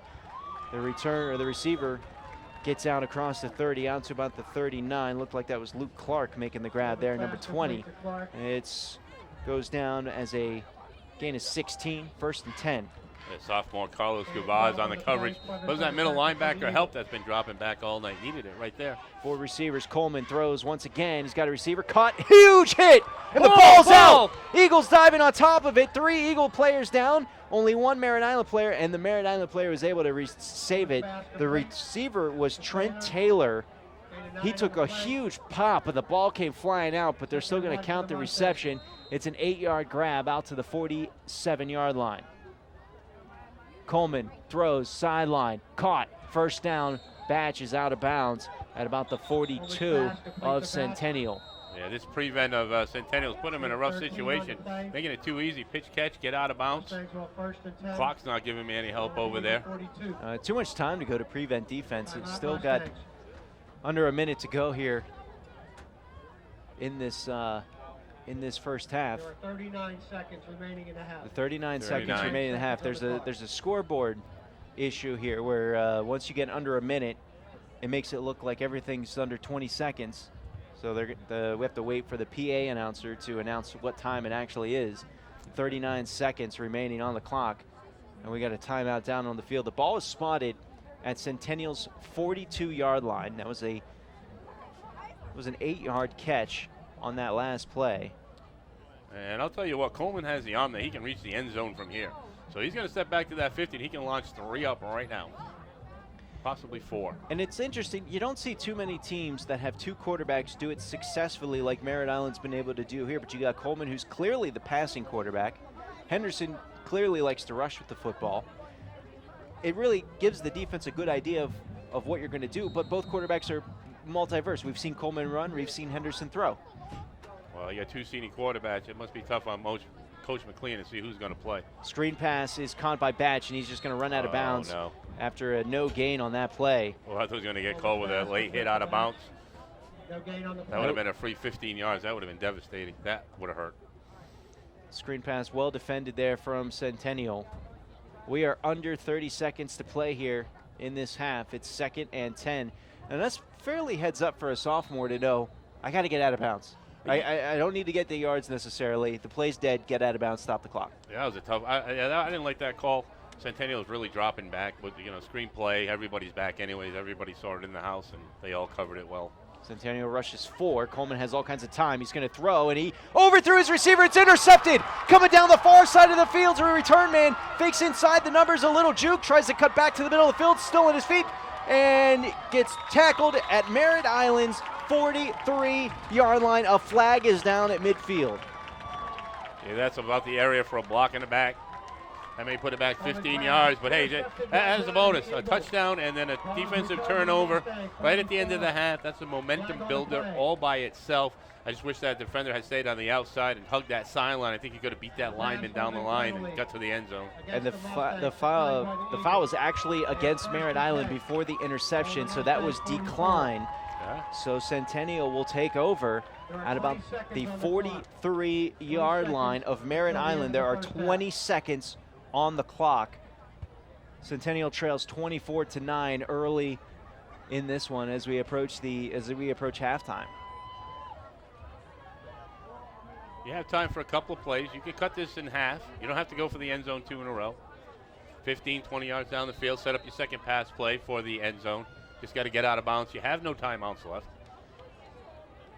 Ellis getting the call from the sideline. Once again, receivers running all over the place, and this time it was the coaches on the sideline saying, no, go there, go there. 4 receivers spread wide. Ellis, 20 seconds left, wants to pass. Merritt Island drives back into protection. Ellis tucks it and runs, and he's going to get back to the line of scrimmage, and that's it. And timeout is going to be called. That's the last timeout for Centennial. I thought they had none left. Now, one of them was a water timeout. Oh. So that was the last timeout for Centennial. It's going to stop the clock 14 seconds with on the 14 clock. seconds left to go, and you really have just about enough time here. You're not going to get in the field goal range at this point with 14 seconds and no timeout. No, You I take think- just a shot at the end zone and be done with it, or you take a knee and go to halftime. You don't call a timeout, I guess, if you're taking a knee. No, the plan was to have Ellis pick up 15 or 20 yards on a quarterback draw that nobody expected. Defensive lineman just got a shoelace and took him down and for no gain. But it was a good call. One timeout, you can run the football. I thought they had none, so I was thinking 2 pass plays. But a run and then a pass, that was a good call, especially with a quarterback like Ellis, who possibly get in the open field and take it all the way, or at least pick up 15, 20 yards and give his arm the opportunity to get the last play in the end zone. Now the question is, can Ellis get enough time for his receivers to get down to the end zone? Well, you don't have to throw it to the end zone. Just got to find some open field and let your skilled players do the work, a swing pass, or leave one receiver to look like he's going deep and come back to the quarterback. Just make a catch and see what happens. Maybe an end reverse. 4 receivers. There's 3 on the left of Ellis. Ball is at the 43-yard line. 14 seconds left to go in the half. Ellis is going to roll out to his left, and he's going to throw short. It is caught, and down out of bounds is the receiver, number 2. That is Ben Tippy, and that stops the clock with 7.7 seconds left to go. So they did go short, pick up just a couple more yards as he gets a gain of about 13. The ball is at the 29-yard line. I think the Centennial got a break there. Looked like his knee hit before he rolled out, but That's what I thought too. Uh, Ellis will get the call from the sideline, and once Centennial lines up, Coach McLean from Merritt Island is going to call a timeout. 7 seconds remaining in this one, 7.7 in the half. Ball's at the 29-yard line now. Do you do another short pass, try to pick up some yards, or that last one, which went for 14 yards, ate up 7 seconds. There's about 7 seconds left. you wouldn't be able to do the rollout. You would have to just hope you're just set from where you are, throw it 5 or 6 yards down the field. But from here, a quarterback can reach. So I take the shot at the end zone with 7 seconds left. If it's incomplete, you might get another shot at it. So with first down, you might get 2 pass plays. Centennial's offense back out there. They're ready to go. Merritt Island's defense just now breaking the huddle. They're coming back on the field. They've got 2 safeties deep, standing at about the 15-yard line. 4 receivers are spread wide for Ellis. Bradshaw standing to his left. Ellis back to pass. He's got time, and he's going to float one to the end zone. It's one-on-one, far side, and the receiver fell down, but it's out of bounds. They're going to rule that uncatchable. Yeah. And there's 2.1 ticks remaining, so we're going to get one more lob towards the end zone to close out this half. Yeah, see, even though he threw it to the end zone, he still had time. He just didn't have the time to roll out and throw to the receiver and get one more play off. Good call, go to high in the corner. Either receiver gets it or it's a penalty, but just a little bit too deep by the quarterback, Ellis. And he had a lot of height on that ball. It took a long time to come down. They're going to actually look like they're going to line up for a field goal here. This is a 45-yard field goal attempt. And the kick, it's got the distance, but I think it's wide. Yeah, And wide it is left. wide left, so a 35-yard field goal attempt was no good. And that is going to bring us to halftime. Merritt Island leads it 24-9. We'll take a break. We'll be back with the Stimmels halftime show and see if we can catch up with the Centennial Athletic Director, one Mr. John Messina, when we come back. You're listening to the High School Football Game of the Week on the Treasure Coast Sports Net. Mike Thomas alongside Eric Dober. We have Athletic Director here for Centennial High School, Mr. John Messina. John, thanks for joining us up here in the Stimels halftime show. It was a back and forth first half. I thought the defense played pretty well for Centennial in this one. Really just a couple of big plays. The key was third down, I felt. You just couldn't get off the field on third down. That's been a problem most of the year. We've been stopping them on first and second down, but Merritt Island made the big third down plays, like Kathleen when we played them a few weeks ago, did the same thing. But I know I was very happy the way we played that second quarter, and if we could have punched it in at the end of the second quarter, it could be a different game right now. 2 turnovers for both teams. Both of Merritt Island's turnovers came at the end of the first half. You could tell right away that the muffed punt for Merritt Island that gave Centennial the football at the 15-yard line was just a huge momentum boost, because right before that, the offensive series for Centennial was kind of disastrous. You got down to into Merritt Island territory, and then all of a sudden a bunch of penalties and negative plays brought you all the way back deep into Eagles territory. You know, I thought, and I think you guys feel the same way, we ran the ball very well, especially right up the middle. And, you know, like I said, we got to stick to our game plan, and maybe we can make a few stops and come right back and hold them in the second half. Ellis has been phenomenal. There's been huge running lanes right up the middle. He seems to be everywhere. Yeah. How is it to have a quarterback of his caliber on the sidelines? Well, I think more than a quarterback of his caliber, he's just a great representative and a role model of what we want out of St. Lucie West Centennial athletes. He's just a super young man, and he's just been great. So what else is going on here at Centennial? I know we got more sports than just football going on. We have a lot going on. First of all, I think we have our band starting right out there right now for halftime, and they have done a great job. We have a new band director, Miss Emily Folger, and she has done a wonderful job with the band. We had a nice thing today. We had a pep rally, and we raised $1,100 for ALS. Oh, wow. And a lot of our principal and a lot of our teachers did the ice bucket challenge. Not Oh, me, boy. I'm too old for that. No, but it come was on. but it was. I'd still be frozen now. I wouldn't be here now. But it was just a really nice thing that we did have at a pep rally for the school. Sports-wise, we're doing very well. I mean, our swimming team has done very well. Our cross-country team is going to surprise a lot of people. We got 2 young ladies that I think got a real good shot of going to the state. We were in the county meet on Wednesday, and we finished 2nd and 4th with our 2 young ladies. So I think we got a nice shot, and, you know, we're going to try to develop little by little. Well, what do you want to see out of the second half here in this game against Merritt Island? I think, first of all, we have to stop them. They get the ball back first, if I'm not mistaken. We got to stop them, and I think if we stop them, and you know, still we're within a 2-score radius here, we just got to come down and do our game plan, you know, and come down, drive the ball, you know, work some plays, come down and score, and then we got to hold them. But that's the key. I think that the whole key to the ball game is going to be their first drive in the third quarter. Well, we'll have it for you here on the Treasure Coast Sportsnet. Thank you, Athletic Director here at Centennial High School, Mr. John Messina. We'll take a break. We'll be back with more of the Stimels halftime show here on the Treasure Coast Sportsnet. Thank you very much for having us, the School Board Network, and you guys are always terrific. Thank you very much. Thank you. They got into Merritt Island territory, but then a bunch of negative plays, penalties, sacks, negative runs, brought them all the way back to their 38-yard line, had to result in a punt, but that's when things changed for Centennial. Merritt Island muffed the punt. Centennial was able to recover. They scored a touchdown 3 plays later to make it 24-9. And then once again, when Merritt Island was driving with the quarter coming to a close, an overthrown pass from Coleman, the quarterback for Merritt Island, was intercepted by Centennial. Gave him a shot to get points at the end of the half. Came up empty-handed, but they went for a 45-yard field goal. You don't see that in high school too often, and he had the distance. It just wasn't straight enough. Yeah, hooked it a little left. They would have made it over straight down the center. It was a tough spot.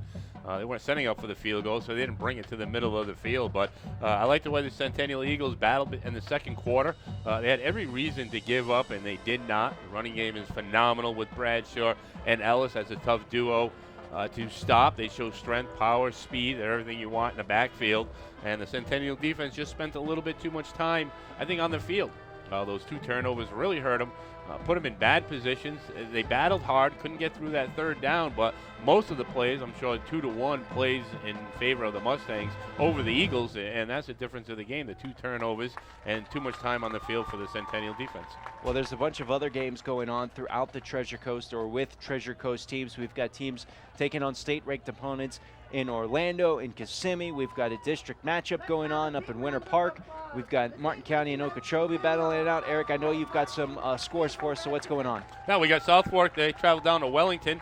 Wellington is up 17-13 at the half. They were down 13-7 and put up 10 points in the second quarter to take a lead on 2-0 South Fork. So a battle going on for the Bulldogs. I think that's a real battle, a test for South Fork to see how they pair up, because we know that they're one of the top teams among Treasure Coast teams, but how do they stack up against those out-of-area teams like Wellington? It'll be interesting to see how they play in the second half if they can come back. Yeah, Boyce put one in, ran it in, fullback for the South Fork, put up a point. Stanley Spence, a 23-yard run. So the guys for South Fork are doing their job. They had a 32 big win last week, so let's see if they can battle back this week. And here's one at halftime I'm liking right now, Martin County and Okeechobee. Martin County up 3-0. Nice. Over Okeechobee. They still have yet to score an offensive touchdown, but a lead at half. And you know how bad those Tigers need a win. At this point, you take the win. You won the half. You're going into the third quarter with the lead. That's going to be huge for Martin County. And this is really, you look at their schedule for Martin County, and it's brutal. This is a very important win. If they don't get some momentum coming out of here, it could turn into a even longer couple of weeks. Yeah, the district's turning out to be so strong. So, don't count the Tigers out. Right now I think they're changing some things up to accommodate their players, and they'll be fine when it comes to district play. And we're not seeing so much strength out of that district, and we can talk about that on the coach's corner. But I see good things in the future. They just got to get that win against Okeechobee. Then we're going to move on to Jensen Beach. They travel to Jupiter, taking on Jupiter Community. Both teams 0-2. Jensen Beach desperate in need of a win. They're in the lead 7-3 at halftime. Gotta like it. Favoroso, 24-yard pass to Glenn. Gave him the only touchdown. Favoroso. Chris Favoroso, 24-yard pass. Oh, from there we go. Cade Glenn. My bad. I read it backwards. Dyslexic. John Carroll and Trinity Prep. Both teams 2-0. Interesting scenario at halftime. Trinity Prep up 14-2. John Carroll with an early 2-0 lead on a safety. 8:51 into the game on a penalty. That's another big game for John Carroll up there. They lost their star running back, Daryl Norwood, he had a broken bone in his leg from last week's game, and he's going to be gone for a couple weeks. He was a huge part of that offense. Jordan Watkins is the quarterback up there. Now it's almost that the entire offense rests in his hands. You got a district matchup. It's a lot of stuff working against them, but they've got the offense where you can never really count them out. Oh, no, you can never. And quarterback Jordan Watkins, he only needs 96 yards to become the school's all-time leading passer going into this game. So congratulations to you, Watkins. I'm sure you'll surpass that by 1,000 yards before this season's over. We got Vero Beach. They're hosting Lake Minneola. Lake Minneola, very good football team. Vero Beach scoring 20 in the first, and they go into halftime 20-14. McGriff with a kickoff return for a touchdown. McGriff again with a 5-yard run. And here's a shocker. McGriff, a 1-yard pass from Stanley. That's like 10 touchdowns already on the season for that young man. Imagine what could have happened if McGriff was healthy last year and he had another year experience under his belt. I mean, he's just been taken over. He's been probably the best player on the area. He's talented. He's a good player. He's a running back playing wide receiver in Vero Beach. That's how you do it. You catch the ball, and it's all about the yards after catch, and great offensive line, and another good quarterback there. And they're trying to break that top 10, and I think they're going to make it if they keep this up. They put on a good win tonight against this team, and I think they may be in the top 10 this week. Just my thoughts. Well, keeping it here at Centennial South County Stadium, we've got some stats coming up. We'll take a break. We'll be back with more of the Stimmels Halftime Show. We'll break down the first half and preview what we expect to see in the second half. You're listening to the High School Football Game of the Week on the Treasure Coast Sports Net. Welcome back to South County Stadium. Mike Thomas alongside Eric Dober. 24-9 is your halftime score. Merritt Island, the fourth-ranked team in Class 5A, on top of the Centennial Eagles. Centennial not just looking for their first win of the season, looking for their first win all-time against Merritt Island. Merritt Island leads that all-time series 6-0. It's been a fun first half. Before we get to some of the stats, Eric, you've got one more scoring update from the games from some of our Treasure Coast teams, and this is the big one. Yeah, we got Fort Pierce Central traveling out to Osceola, number 2 versus number 5. Number 2 up on top, Osceola 14-7. Fort Pierce did score late in the second quarter to cut that lead in half going into halftime. So obviously a good battle there between Central and Osceola. We'll keep you updated on that second half, and that's huge. That could move them to the top 3. Well, here at South County Stadium, Centennial, it's been an interesting game. A lot of offense so far in this first half. By my unofficial count, 268 total yards of offense for Merritt Island compared to 189 of offensive yards for Centennial. Both teams with a pair of turnovers. Centennial's their first drive ended with a fumble on a bad pitch from Ellis to Bradshaw, and then a little bit later in the first drive of the second quarter, Ellis had a tipped pass that was a diving, bobbling interception that was returned all the way to Centennial's 25-yard line. Merritt Island turned those turnovers into 10 points for Centennial. Their turnovers, they were able to generate some late in the half with under 2 minutes to play in the half. They're able to force a muffed punt, and that led to Centennial's only touchdown of the game. The 2-point conversion was no good, and then once again, as Merritt Island was driving with time running out in the half, an overthrown pass from Coleman was intercepted by Centennial, returned all the way deep into the Merritt Island territory. They weren't able to get points off that. 24-9 is your halftime score, and a big difference.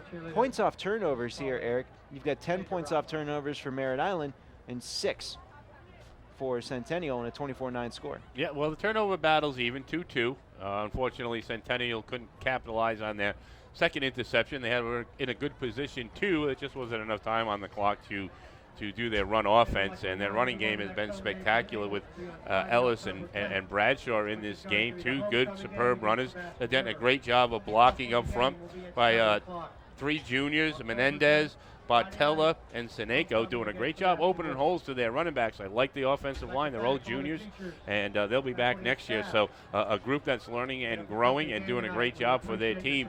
They have to rely on the run, though, to get back in this game, and that's going to put the pressure on the defense, because in order to run the football and come back down 11 points, the defense needs to get some 3 and outs, and they can't get past that third down. And that's been a problem in this game, and the defense for Centennial is going to go out there first as Merritt Island set to receive the kickoff to start the second half. But I felt throughout this entire game, Centennial's defense has been excellent on first down, excellent on second down, can't get off the field on third down. And if you can't get off the field on third down, you're going to come up with these long drives. I mean, look at the drives that Merritt Island had. They had a 6-yard drive that ended in a field goal. That was a good third down stop. That was one of the only times they had a third down stop. The Centennial defense. But then after that, a 9-play drive, a 4-play drive that ended in a touchdown, a 6-play drive that ended in a touchdown, and then finally a turnover, a 5-play drive that ended in the interception. But for the most part, third down has been the bane of the Centennial's night. Yeah, I'm sure they addressed that at halftime. And, but I like what Merritt Island's doing on third down. They've never run the same play twice on third down. They've gone to the air and they've gone to the running game. And the third down, some of them have been 5-yard, 6-yard plays. So, you're in a good position on third down to get that ball back, and you give up 7, 8 yards, and boom, you get a fresh set of downs. That happened too many times to that Eagle defense, and then plus the 2 turnovers, putting them back on the field prematurely. They were really out there a very, very long time. So when you're out on the field more than your offense, your defense is going to get tired. You got a team like Merritt Island with a lot of athletes and a spread offense and a good running quarterback. Your defense is going to get winded. 24-9 as we start the second half. The teams are on the field. Centennial will be kicking from right to left from the 40-yard line. And it looks like we've had they were all set to go, but this clock is still ticking at under a minute to go, so we've got to pause while we reset the clock to 12 minutes. 24-9 is your halftime score. And Eric, offensively for Centennial, we've seen them have a lot of success running the football right up the middle. Have you been able to identify what the offensive line is doing to the defensive line to create those holes? It's a 5-on-4 situation, and they're winning the battles. They're pushing them back. You're seeing a good fire out by the linemen. Their heads are staying low. They're parallel to the ground. They're getting up under the shoulder pads of the defensive linemen for Merritt Island. Watch those guys go backwards. If you catch this game on TV, we got this one cable live. You can see actually the Merritt Island defensive line going back 2 yards, and that's been been the bonus right there. Has been the strength of the Centennial front line. Yeah, there's been protecting the football is what's been killing them all year. We got a bunch of great ways if you want to check out this game. You can listen to us live on the radio in both Martin and St. Lucie counties. In Martin County, you can check us out on WSTU 1450 AM, Martin County's Heritage Station. In St. Lucie County, check us out at WPSL 1590, the talk of the Treasure Coast. And also, St. Lucie County residents, you can watch this game on your TV at home. It is the St. Lucie County Education Channel, WLX TV, broadcasting the game for us there on that channel. And we got a great one here. Now we are finally set to start the third quarter. The kick is up. It's a low kick that's going to bounce at the 19, fielded at the 10.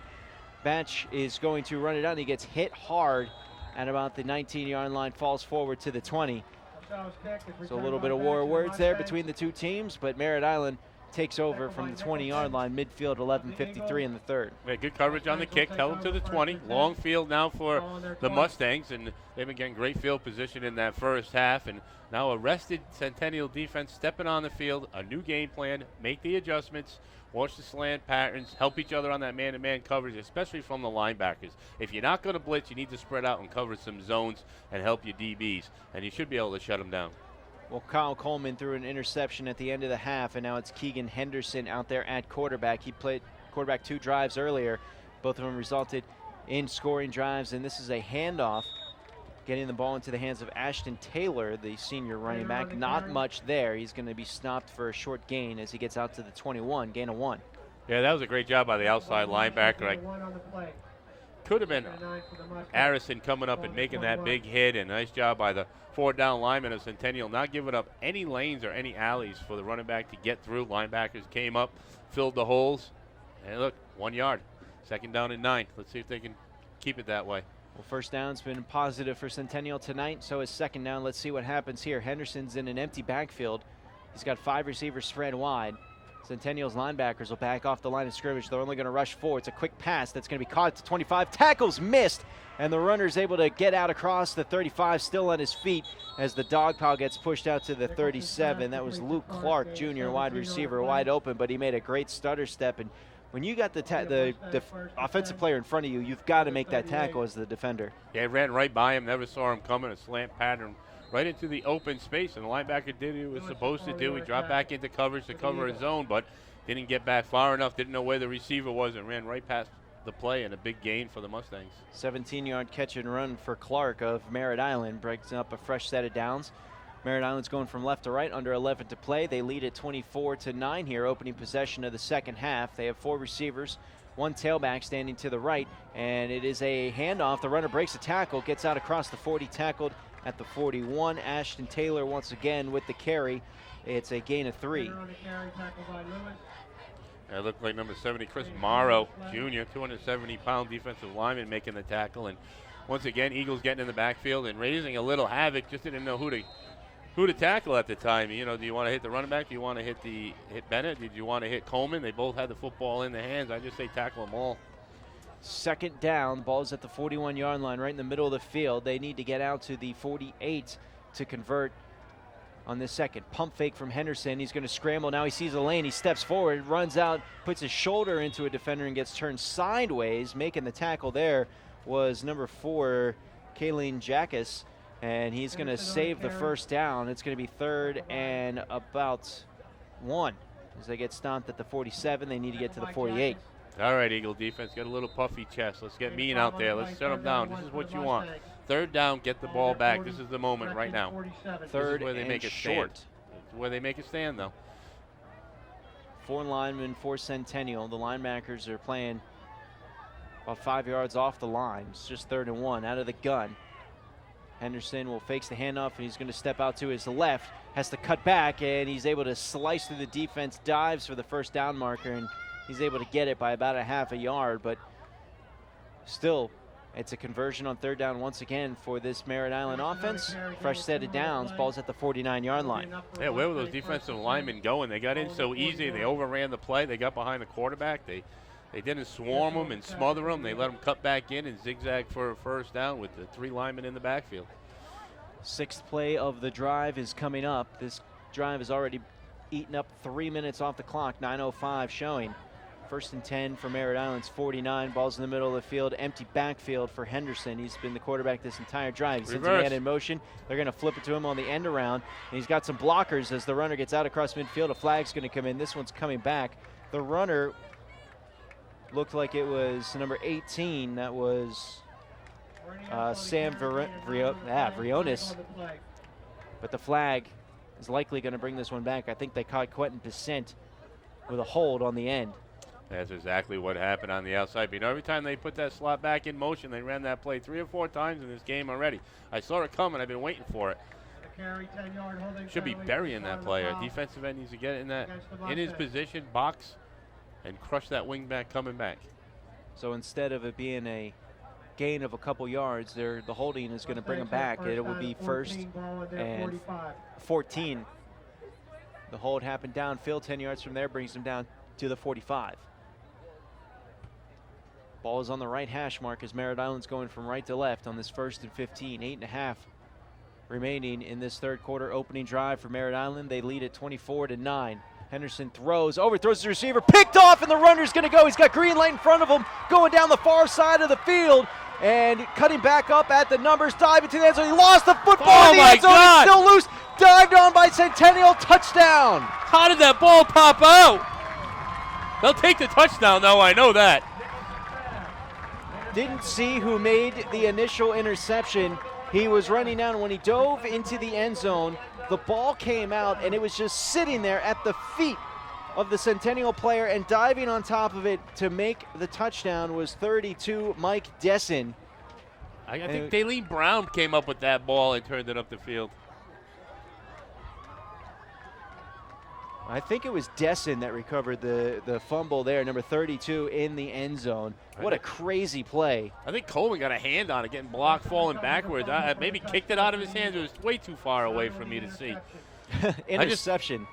I just saw the ball pop out right at the goal line and land right by the cone, just sitting there waiting for a player to jump on at least a second or two, and that's like forever in fumble time. It really was. Merritt Island's going to call a timeout as Ellis comes out to try to go for the 2-point conversion. Boy, what a play there. Interception, return for a touchdown, fumbled as they're going into the end zone, and you could see it from up in our advantage booth up here in the booth. Eric, the ball was laying underneath the feet of the return man for Centennial. Luckily, they had some other guys there to jump on. It looked like, from my vantage point, that it was Desson that made the grab in the end zone to come up with the touchdown. And now we've got a score of 24-15. Craziest interception return for a touchdown you'll see all day. And now we're going for 2-point conversion to try to make this a 7-point ball game. Yeah, the ball sailed on Coleman.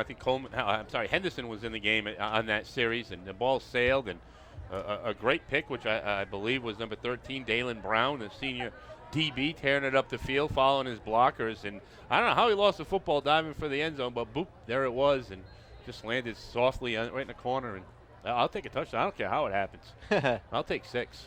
Pick 6 is nothing more exciting than that in football. Here we got the extra point now we're going for here as the kick is low, but it had the distance, and it's good. All right, football gods going the Eagles' way here. 24-16 is your score. We'll take a break. You're listening to the High School Football Game of the Week on the Treasure Coast Sports Net. And the St. Lucie West Centennial Eagles, 16.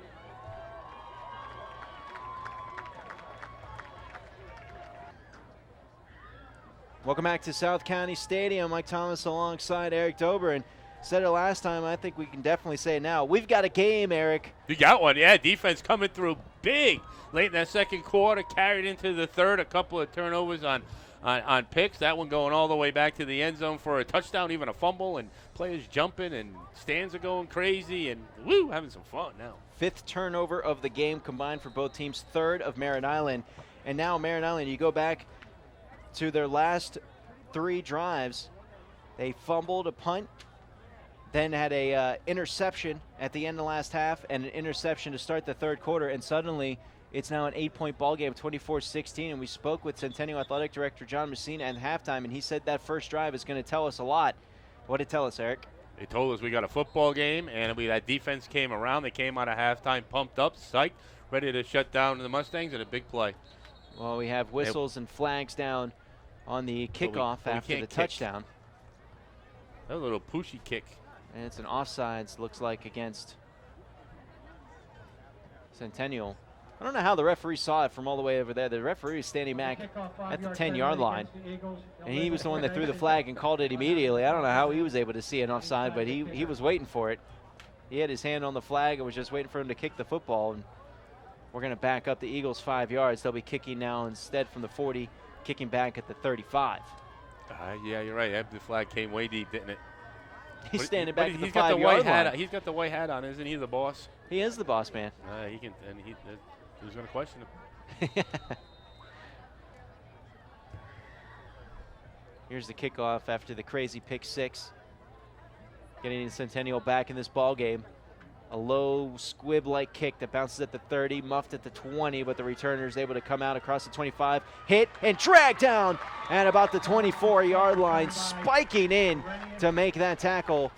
Looked like we had a trio of Eagles players there. Marco Leota, one of them, in on the tackle. Yeah, great job on that coverage, trying to take it around the outside. Couldn't get there. And once again, Centennial's kick return team has been doing an excellent job all night getting through those Mustang front core and that wall and not giving them any opportunity to pick up anything on the kickoffs. And all of a sudden now Centennial's kicking the ball off more. And we got a switch of momentum here, and we got a ball game. 8 points, 1 touchdown and 2-point conversion away from a tie. Now, that doesn't give you defense something to gnaw on. Interception returned for a touchdown. Now Henderson's on the bench. Coleman's back out there in the shotgun. 2 running backs with him. 1st and 10 from the 25. And he'll hand it off. The runner gets outside the edge, out to the numbers, breaks 3 tackles, still on his feet across the 40, bounces off another tackle and dives forward out to about the 43. And we're going to get a holding call. That's coming back. A great run. The great part of the run had nothing to do with the hold, but it's coming back anyway. Yeah, that was a fantastic run. He was breaking tackles and getting to the outside. And I'm sure the defensive coordinator for the Centennials is going to put another check mark against wrapping.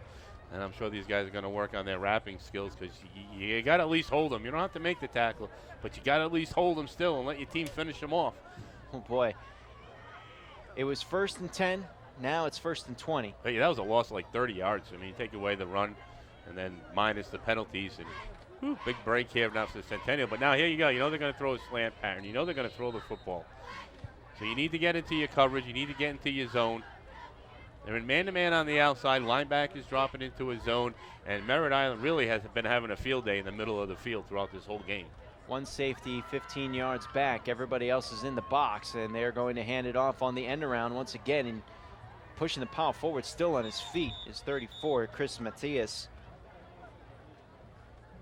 And he was able to push that pile forward, picks up most of the penalty yards, and it's going to be 2nd and 10. They have the senior line. The senior listed as a linebacker, 6 feet, 180 pounds, and he's got some strength. He just moved 3-4 players back, no problem. Not much of a gain, but he put a beating on that defense. We've seen that a little bit more from Merritt Island in this half anyway, where the runner is able to take the initial hit and then push the defender back. Didn't see that too much in the first half. 2nd and 10, ball is at the 25, off the left hash. Merritt Island going from left to right. It's another handoff. Runner cuts up the middle of the field, squeezing through defenders, and he is going to be wrapped up short of the 30, down at about the 29-yard line.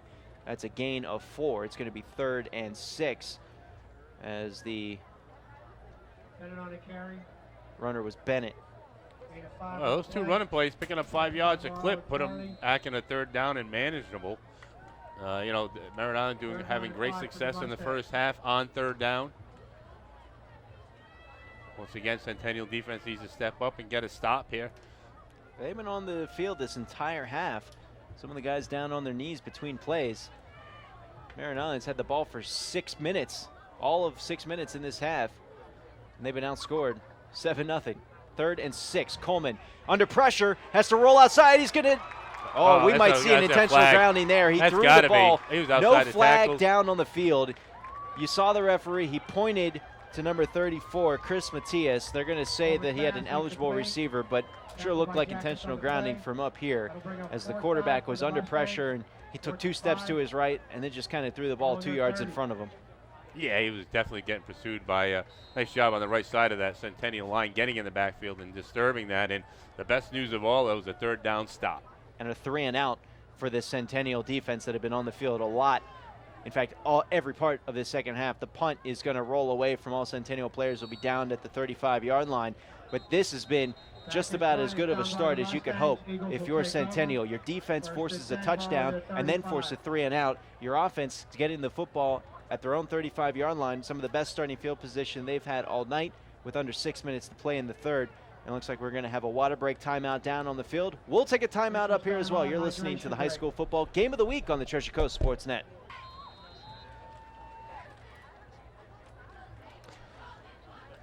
Coming back. First play for Centennial in this second half, and it is a run for the quarterback, Javid Ellis. He gets out to about the 38-yard line, a gain of 3. It's 2nd and 7. And once again, going right back to the middle of that defense where they had success in the first half. You would like to think that Merritt Island made some adjustments and not going to give up those yards in between the guards. But that time you'll take a 4-yard play on your first play of the game. And see what the offense has here. Bradshaw having a great first half, as well as Ellis. So now it's time for the offense to try to get this game tied right now. Do it now. 2nd and 7. Ellis will move into the shotgun. He's got one running back standing to his left, 4 receivers wide. Rush is just 4. Ellis pump fake, steps forward. He felt steps. It wasn't there. He actually ran into the pressure, and he's going to lose 3 yards on the play. We'll just let that one sail. Throw it out high over everybody's heads and let it cruise out of bounds. Don't lose the yards, but you didn't have anybody open. You didn't have any room to run. Throw it away. They're going to spot him down at the 36. It's 3rd and 9. That was probably the only time Ellis actually had time. He's so used to not having time in this game, and heard some footsteps, took a step forward right into the waiting lines of the defensive linemen. It's now 3rd and 9, 4 receivers set. Ellis out of the gun. He's looking to pass, and now he's under pressure. He's got nowhere to go. That was just meat at the quarterback. Merritt Island had their ears pinned back. 3 white jerseys got there at the same time. Ellis down at his own 25-yard line. That's a loss of 11. Well, Merritt Island's been blitzing a linebacker every chance opportunity they have, and Centennial, although the run blocking has been good, their offensive line have not done a great job pass protecting and picking up that blitz. And we saw right there was just Ellis getting smothered. He had no time. They had that slant pattern going early to the tight end, and they stopped going to it. I like that pattern, and they haven't used it. And it was a good play, and that was a good time right there to use it. High snap, but the punter's able to come down with it, and he booms a nice punt that will be hit out to across the 40, and we'll take a nice Centennial bounce across the 35 of Merritt Island down at the 32. So Centennial's able to punt the ball away, but can't be happy with going 3 and out. And that defense, after working for 6 minutes and doing so much to start this third quarter, they're barely able to drink their water, and they got to go back out there on the field. Yeah, coffee break's over. Yeah, back coffee to work, done. gentlemen. And Get your they're lunch back pail. out there. Yeah, they're back out there again, and they got to do it again. Grit your teeth. This is why you put in the extra sprints at the end of practice. And the offense will come around. They were a little stiff, I think, because they sat way too long with the halftime and 6 minutes into the third. So defense back out there again. Ball's at the 32-yard line. Henderson's going to be the quarterback this time. He hands it off as the runner gets out across the 33 down to about the 35. So that'll be a gain. Well, they'll spot him down to 34, so that'll be a gain of 2. Matthews on the carry. Merritt Island trying to get that running game going. They're really working hard in this third quarter, trying to get the yardage on the run on 1st and 2nd down. First half it was run 1st down, pass 2nd, but now we're seeing run. 2nd down. Henderson out of the gun. 3 receivers are spread wide. He's got 1 tailback, and he fumbles the football on the exchange. Henderson's able to dive on top of it, but that'll be a big loss, bringing them back out to the 32. So pretty much all the gains they had on that last play are done, and it's going to be 3rd and 9. Yeah, muff on the fake. It got kind of caught up in the waist of the running back and dropped to the ground. Henderson jumping on the football and protecting it, but another opportunity for the Eagles almost to get another turnover. And as facing a 3rd down and 3 and out would be huge. His defense needs a break, and suck it up for one more play, guys, and you can take a break. They need to get to the 42-yard line to convert. Merritt Island going from left to right. Centennial is going to drop back. They're only going to rush 4, and they throw short of the first down marker. It's caught, but it's not going to be enough for the first down. And it looks like, once again, unless Merritt Island decides to go for it here on 4th and 4, and they're not, we'll see the punting unit come out, another 3 and out. the Centennial defense answered the call. Yeah, we hadn't seen a punt all night, and now 2 in a row by the Mustangs. And that was a great job by the defensive backs. They all backed up to the first down marker, kept the play in front of them, and even if the pass was a little higher, the Eagle defenders would have smothered the play immediately. High punt is going to be a fair catch called for by Dalen Brown. And Centennial will take over inside their 25-yard line. Under 2 minutes left to go in the third. Yeah, let's get Bradshaw involved in this running game, in this drive. Defense is trying to pump up that offense. Why is it walking off the field? They know they need their offense to produce. They know they need to get some first downs here. Now, down by 8. You don't have to score right now, but what you need to do is get some first downs, give your defense a break, shift the position of the field to the other side, and then play defense one more time and try to keep the ball on the other side of the 50. Ball is at the 23-yard line. 1st and 10 for Centennial, their second drive of the third quarter. Under 2 minutes to play in the third. 24-16 is the score. Eagles trailing by 8. Ellis will hand it off to his running back Bradshaw, and Bradshaw gets tackled from behind. It looked like he was going to have another huge run up the middle, but a great job. One defender was just able to kind of wrap him up around the waist and bring him down, and it looks like we have an Eagle player slow to get up. They've been running that play all night. He's either hand off to Bradshaw or keep it, and Ellis taking it around the outside. This time Bradshaw took the football up the middle, had a hole, got close quickly. Still a good pickup on first down. They want to establish the run, so keep on pounding the football. I'd run it again on second. 3-yard gain. It's 2nd and 7. Ellis gets the snap. Play action under pressure. He's got to step backwards, gets out of one tackle, rolls out to his right, fakes, throws. No, he keeps the ball and he runs forward, gets out to the 30 as he's able to gain 4 yards there. So Ellis doing it with his feet there, and that's just pure athleticism. Yeah, that was a great job avoiding the tackle and getting around the defenders and then getting upfield. He was looking downfield as he approached the line of scrimmage. No one was open, and he wisely just tucked it and powered it up the field, gained another 3 yards, and now they're looking down at 3rd and 3 along 4. It is 3rd and 3. They need to get to the 33 to convert. Under a minute to play in this third quarter. 3 receivers are on the right side of the line. Nobody is on the right as a wide receiver. 1 tailback. Merritt Island looks like they want to blitz 2 linebackers. Need to get it off. And they do. Ellis hands it off to Bradshaw. Bradshaw dives for that first down marker. He's close. He's really close. This one's going to depend on the spot. I think he has it. They're going to spot him at about the 33. Well, you know they're not going to bring the flag. They never bring the markers out. Never, and they don't here. They're going to go ever ahead and do push we ever it see forward. them ever take come out and check a first down? If it's close enough, it's a first down. It's just the golden rule of high school, I think. Sure is. So they actually give them progress out to the 34. So we'll say it was a 4-yard run. And we've got just a couple of seconds left to go here in the third quarter. Under a minute to play. Referee saying, hey, get that clock moving. 1st and 10. 4 receivers set now for Ellis. He's looking to the sideline with his hands up saying, what's the call? What's the call? Checking the clock behind him as looks like now the quarter has come to a close. So we have played 3 quarters. Merritt Island still has the lead, but that was a good quarter for the Eagles. They now trail by just 8. We will head to the break and come back with the start of the fourth quarter. You're listening to the High School Football Game of the Week on the Treasure Coast Sports Net. Coming back with the start of the fourth quarter here from South County Stadium, and this has been just a crazy game, almost a tale of 2 halves. We talked all during halftime about how this Eagles defense couldn't get off the field on third down. Well, they've done it here. They've forced on 3 Merritt Island drives there in that third quarter, had a pick 6 and 2 punts. Yeah, great job coming out of the halftime adjustments and finding a way to shut Merritt Island down on that third down play. They couldn't do it all the first half. Offense is on the field now. They're putting together a drive of their own, trying to get this game tied, and just 1 first down at a time. You got a whole quarter. Centennial now going from left to right. Ellis wants a pass. He's got pressure. He throws. He's got a receiver far side. Caught inbound. No, they're going to say he caught it out of bounds. The intended receiver Must have taken a step backwards, couldn't see where the sideline was because he was all alone. An incomplete pass is going to bring up 2nd and 10. That was a long pass. It was from the hash mark on the west side of the field over to the sideline on the east, only 2 yards up the field, and that ball floated for a long time. It was lucky a Merritt Island player didn't come up and pick that one off. Ben Tippie was the intended receiver there. It's 2nd and 10. 3 receivers on the left side of the line for Ellis. He's got a tailback. It's Bradshaw. Ellis gets the snap, puts it in the belly of Bradshaw, then pulls it back out and runs off the left tackle. He bounces into 3 different defenders, but still pushes the pile forward out across the 40 down to the 41-yard line. That is a gain of 7, and it will be 3rd and short.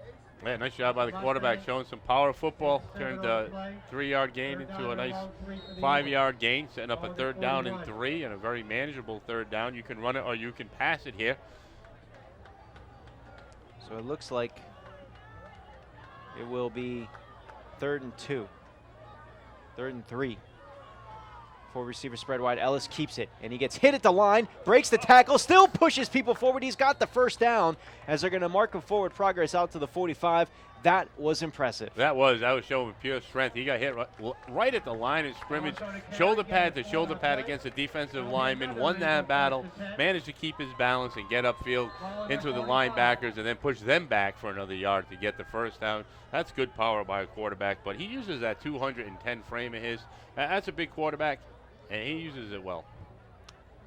10:55 and counting here in the 4th quarter. Centennial trails 24-16. Throw to the sideline is caught. Tippie with the pass in Merritt Island territory. Clock will continue to move as he gets pushed out of bounds at the 49-yard line. A gain of 6. It'll be 2nd and 4. Tippie, one of Ellis's favorite receivers coming into the game. He had 4 catches for 83 yards. So Tippie a big part of this offense, and now getting some of the wide receivers involved. And now it looks like the Merritt Island defense is getting a little tired for some reason. 2nd and 4. 4 receivers spread wide.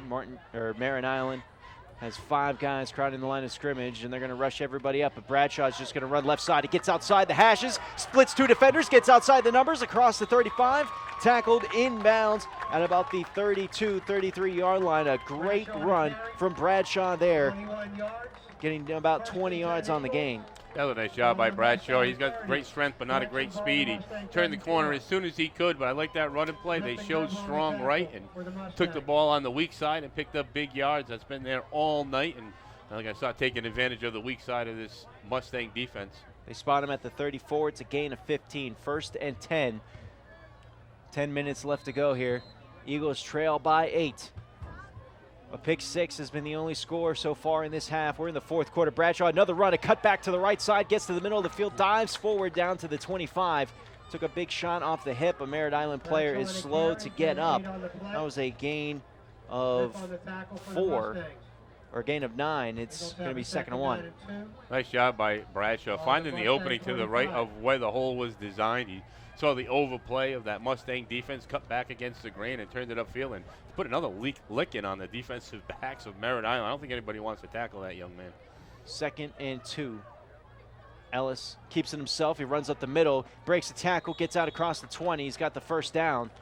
And this duo of Ellis and Bradshaw is just been disastrous for Merritt Island. Ellis has been making all the right calls on the option play between whether or not he gets the football or Bradshaw gets it. No, I like this offensive line, too. Hartley getting in the action that time. Only a sophomore. Menendez a junior. Zervois a sophomore. Bartella a junior. And Sinenko a junior. So it's a young offensive line, but doing a great job for these 2 running backs. 57 yards already on the drive. It's the 11th play. It's a pass. Ellis, it's caught, bobbled, but caught. Running, diving play over the 10, down to the 5, tackled inside is going to be Jeremiah Nelson, the senior tight end. He made a couple of catches in the 1st quarter, and he's been quiet since, and he made an electrifying play there down to the 2. Oh, I got to like that from a linebacker. 241 pounds jumping defensive backs. Oh, my God, you have to see it to believe it. He really jumped over a defensive back with that big body. Merritt Island's defense, you could tell they are tired now. This is the 12th play of the drive. Started back at the 23-yard line of Centennials, and this started with under 2 minutes to go back in the 4th quarter. Here we go, or the 3rd quarter. It's 8:30 here in the 4th. Ellis pushes the pile forward, gets close to the goal line, but is going to be stopped short down to about the 1. Let's line up. Do it again. Don't even give Merritt Island a chance to breathe. Just get back to the line of scrimmage, snap that ball quickly, and punch it in the end zone.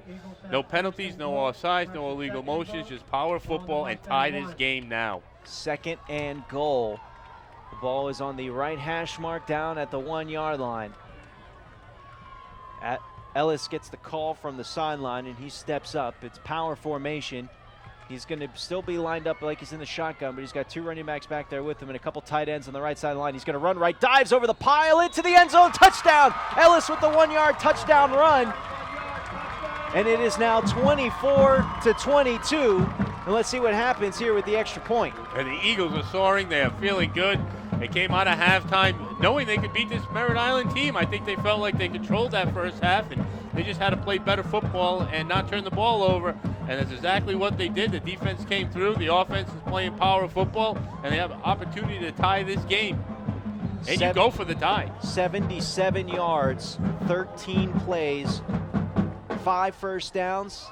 Javid Ellis pushing it in from the 1-yard line. 24-22. They're going for 2 to tie it. Out of the gun, Ellis. He steps forward, a little float pass, a little basketball jump shot. He was looking for Kayleen Jacka, so a little bit too cute there. It was. They just powered the football 60 yards, and they do a jump pass for the tie the game. Under 8 to play when we return. You're listening to the High School Football Game of the Week on the Treasure Coast Sports Net.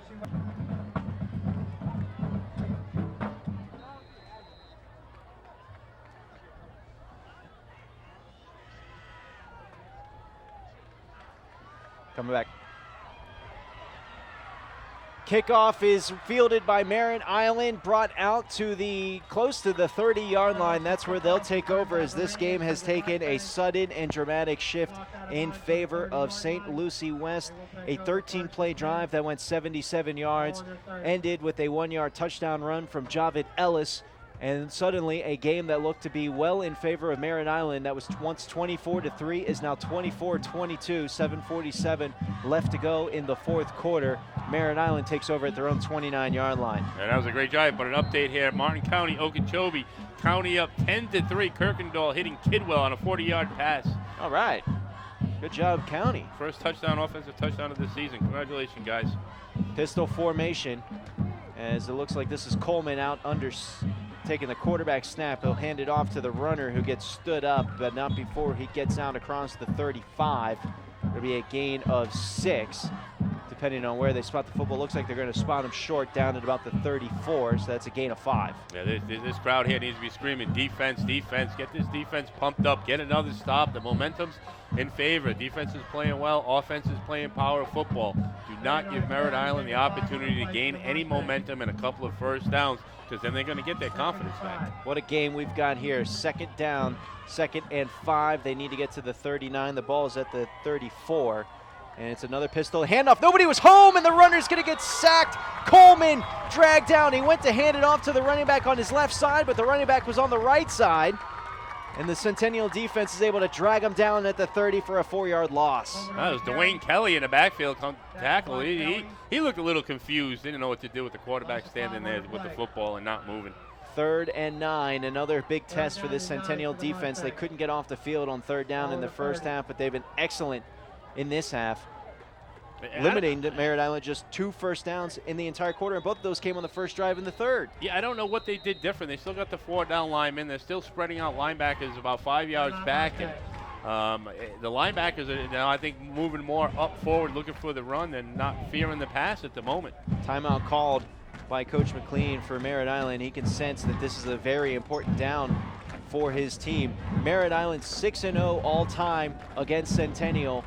They're 2-0 this season. They're ranked number 4 in Class 5A throughout the entire state of Florida, and Centennial has been dominating really since you had that muffed punt all the way back with 5:40 or just under 2 minutes left to go in the 2nd quarter.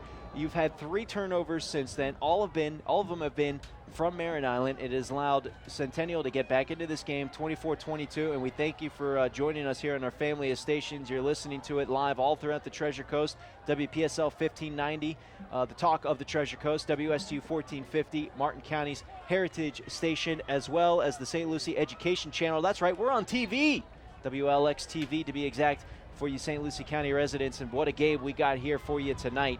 Centennial trails by 2, 24-22, 3rd and 9. Merritt Island with the football. They're going from right to left. Ball is at the 30-yard line. Coleman back to pass. Has all kinds of time. He throws, and it is undercut by the defense. Incomplete. It's going to be 4th and 9. Oh, what a great job by the cornerback. I want him to get a little closer because I got to give him credit on this. He gave just enough room to the receiver, and as soon as the ball was thrown, he closed the gap, dove out in front. Marco Leota, number 3. Marco Leota, number 3. I thought I have number 24 is what I'm thinking. Maglori. But either way, great play at the far side of the field. Tough to see, but great job by the defense again. Punting team is out, and this is a nice punt. Destin's going to get it. He breaks through the first line at the 40, dragging people through across the 40 to midfield and down to Merritt Island's 49-yard line. Great job there. Looked like it was Dalen Brown coming up, and he's windmilling back to the sideline. He knows that he just did fantastic service for his offense, giving him great field position on Merritt Island's side of the 50. Yeah, he does a great job. There was coverage coming down on him. He knew it was coming. He didn't call the fair catch. He wanted to get some positive yards for his team. Broke 2 tackles, turned it up the left side, and just played some power football. Taking a seat on the bench, he earned it, Dalen Brown. He worked hard to get his team across midfield. And once again, the Eagles with great field position and the opportunity for the lead. Since Centennial's defense had the pick 6, they have forced 3 straight 3-and-outs from this Merritt Island offense. It has been phenomenal, the amount that they've been able to hold them. They held them to just 4 yards on the first drive, 5 yards on their second drive, and this time a gain of just 1 yard on their last 3 drives, combining for 10 yards. Yeah, they totally have Merritt Island confused. You know, an offense in the first half that could do no wrong, all of a sudden can't find players. They're muffing plays. And here's the Eagle offense again on the field, and power football. Here we come. Ellis is going to keep it himself. He breaks through at the 50, diving forward across the 45, down to the 44. It's a 5-yard gain, and it'll be 2nd and 5. No, that's why you practice army crawls. That's why you do the sprints, army crawls. That's why you do the crab crawls. Quarterback goes down, kept his balance with his left hand, and crabbed his way for 5 yards. That's why you do those drills, for moments just like that. 2nd and 5. Whistles are blowing down on the sideline. It looks like we've got a player that was a little slow to get off the field. So now we are ready to resume. 5:49 left to go here in the 4th quarter. It's been all Centennial in this second half. They trail by 2, 24-22, erasing a 24-3 lead. Ellis will pitch it out to Bradshaw. Bradshaw bouncing outside the numbers on the far side of the field. Now cuts it back at the first down marker. He crosses the 40 down to about the 39. And it should be enough for a first down. It'll depend on the spot. It looks like they did give it to him. Yeah, close enough. High school football. Close enough, move the flags. We don't measure. 5-yard gain on 2nd and 5. But a great run by Bradshaw. He wasn't going down. He never went down. He fought through the whistle. He actually came out of the pile. I think Centennial's mad. I think they're playing aggressive football. They look good. I think they sense that they could win this game. Yeah, in the 4th quarter, too, with 5 minutes to go, and they look more fresh now than they did in the first quarter. They sure do, and they officially move the chains. It's 1st and 10 from the 39-yard line. Ellis will be operating out of the pistol with 4 receivers, 3 to his right. Bradshaw's the tailback. Bradshaw and Ellis have both been running hard in this second half. They've been doing most of the damage with their legs. Ellis will hand it off to Bradshaw. He cuts right side, gets outside the hash marks. A flag will come in the area of holding, and Bradshaw takes a shot off his leg. He's a little slow to get up, but he limping a little bit. We'll have to see if Bradshaw's able to stay in the game. He looks like he's trying to walk it off, but the flag is going to bring this one back.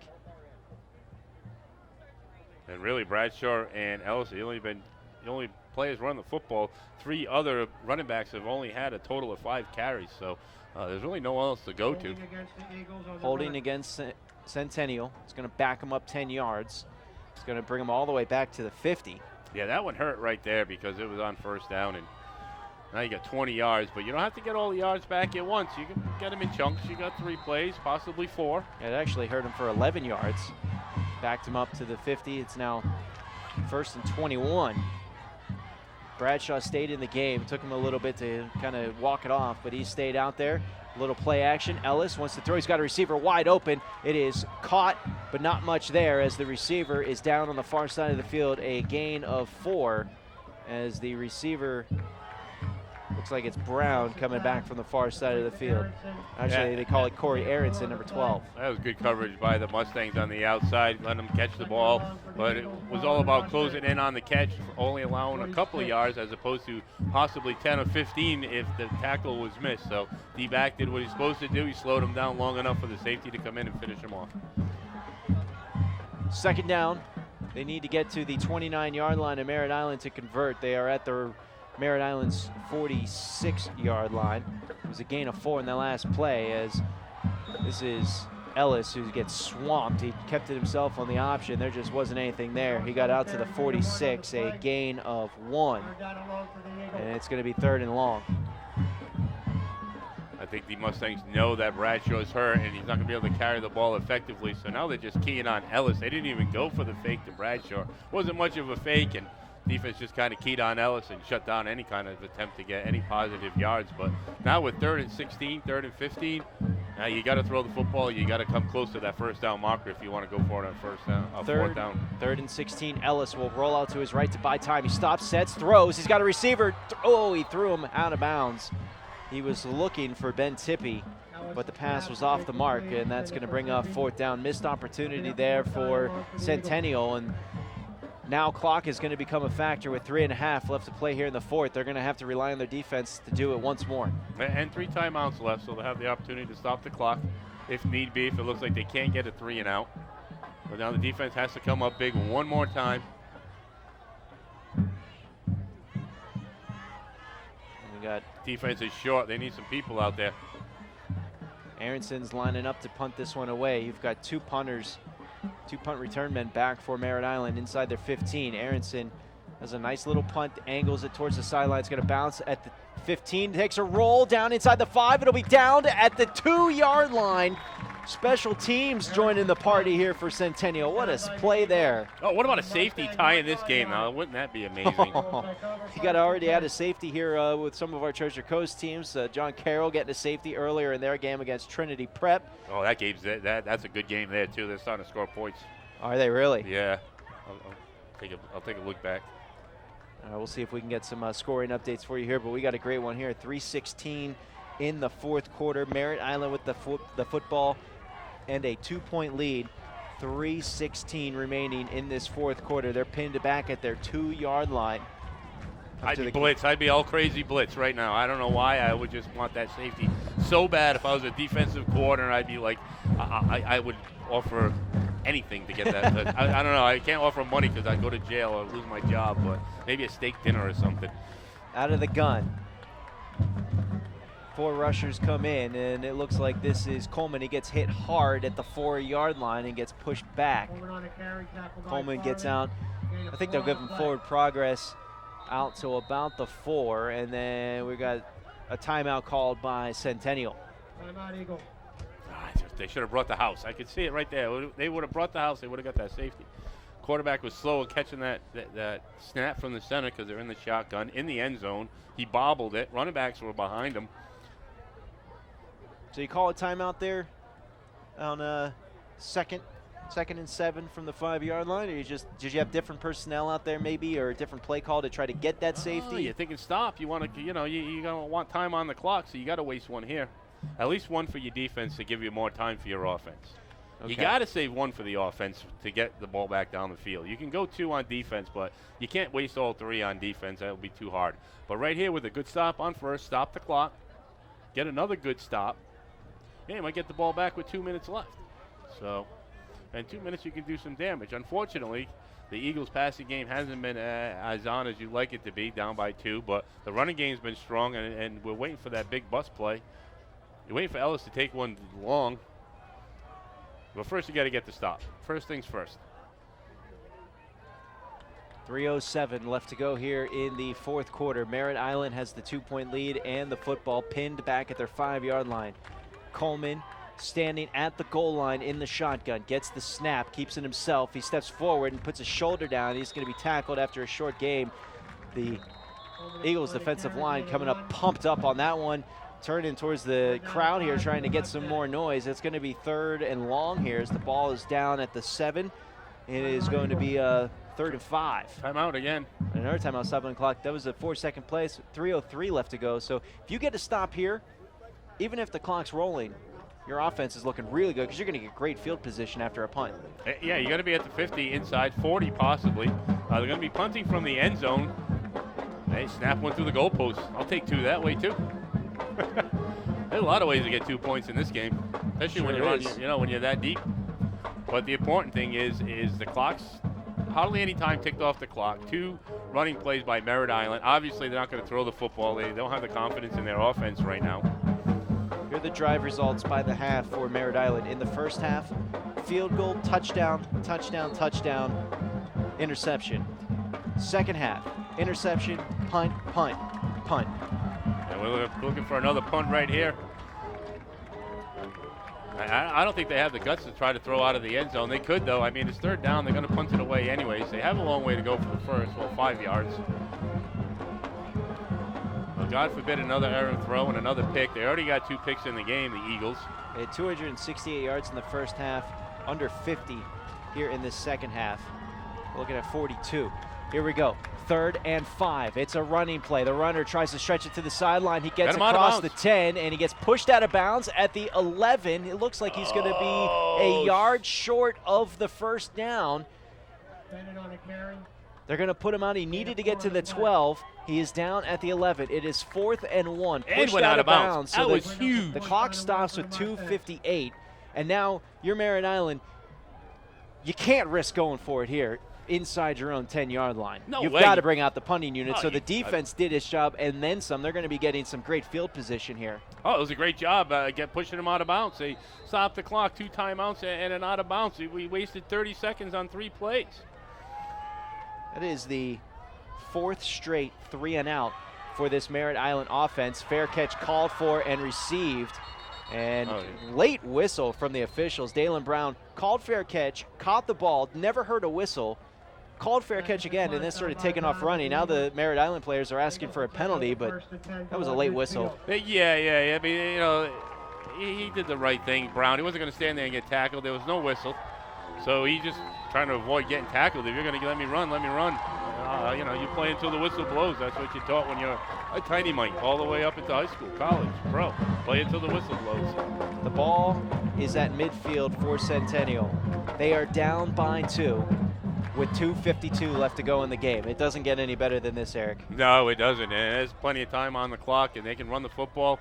A short field. You keep on waiting for Ellis to break one. He's come close a few times in this game. Bradshaw's a little banged up. Hopefully he got some rest on the sideline during that defensive stand. He's walking a little gingerly out there, but he is on the field. And, it's same formation by Centennial. Who is it, Bradshaw, or is it going to be Ellis? 4 down linemen for Merritt Island. Ellis wants to pass. He's got time. Steps up in the pocket, under pressure, throws, and that one is incomplete. Strange call on the first play of the drive there. I thought they just should have came out, played their game. I don't know why the clock's still running. Incomplete pass. Should have stopped. Now the officials are going to come in and ask them to stop the clock. Yeah, but that was like 6 seconds later. Bang on that door. I thought we were here in St. Lucie tonight. Stop the clock. It is the hometown clock operators there. 2nd and 10. Ball's at midfield. Jeez. And that was probably the heads-up choice from Ellis. Now they're asking him to reset the clock and put a couple seconds back up on the board. The referee signaling back up here to the press box. 244 from 233, so they're going to put another 11 back on. Yeah, we'll see. 240. They went to 243, and that was heads up by Ellis. The play wasn't there. Don't run it. Just take an incomplete pass. Stop the clock. 2nd and 10 from midfield on the right hash. Centennial back to pass. Ellis steps up. Under pressure, breaks away from what? Throws it. It is caught at the 40. It's a first down. The clock will stop momentarily. At least momentarily. It was Tippy with the grab. He advanced down to the 39-yard line, a gain of 11. That was a great catch by Tippy, too. He was under pressure. He broke free just enough to get the first down, too. He caught it 1 yard short of the first down and found a way to fight for that extra yard. So Tippy coming alive here in the second, making some big plays. Final score out of Okeechobee. Martin County wins it 10-3 out there. We're looking like we're heading towards an exciting finish here. 2:25 and counting. Centennial down by 2 and driving. Ellis throws. He's got a receiver caught at the sideline, and they're going to say he was out of bounds. And once again, I couldn't see the play too well, but I thought he might have got pushed out. I thought he did too. Tippy making another grab on the sideline. Couldn't keep his feet in. Incomplete, brings up 2nd and 10.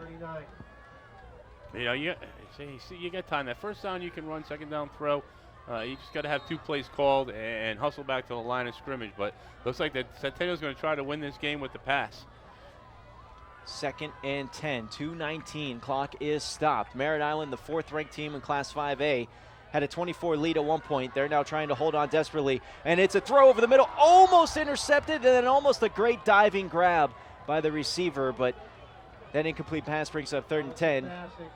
Now, they attempted a 45-yard field goal, remember, at the end of the half, and the kicker had the distance. It just wasn't straight.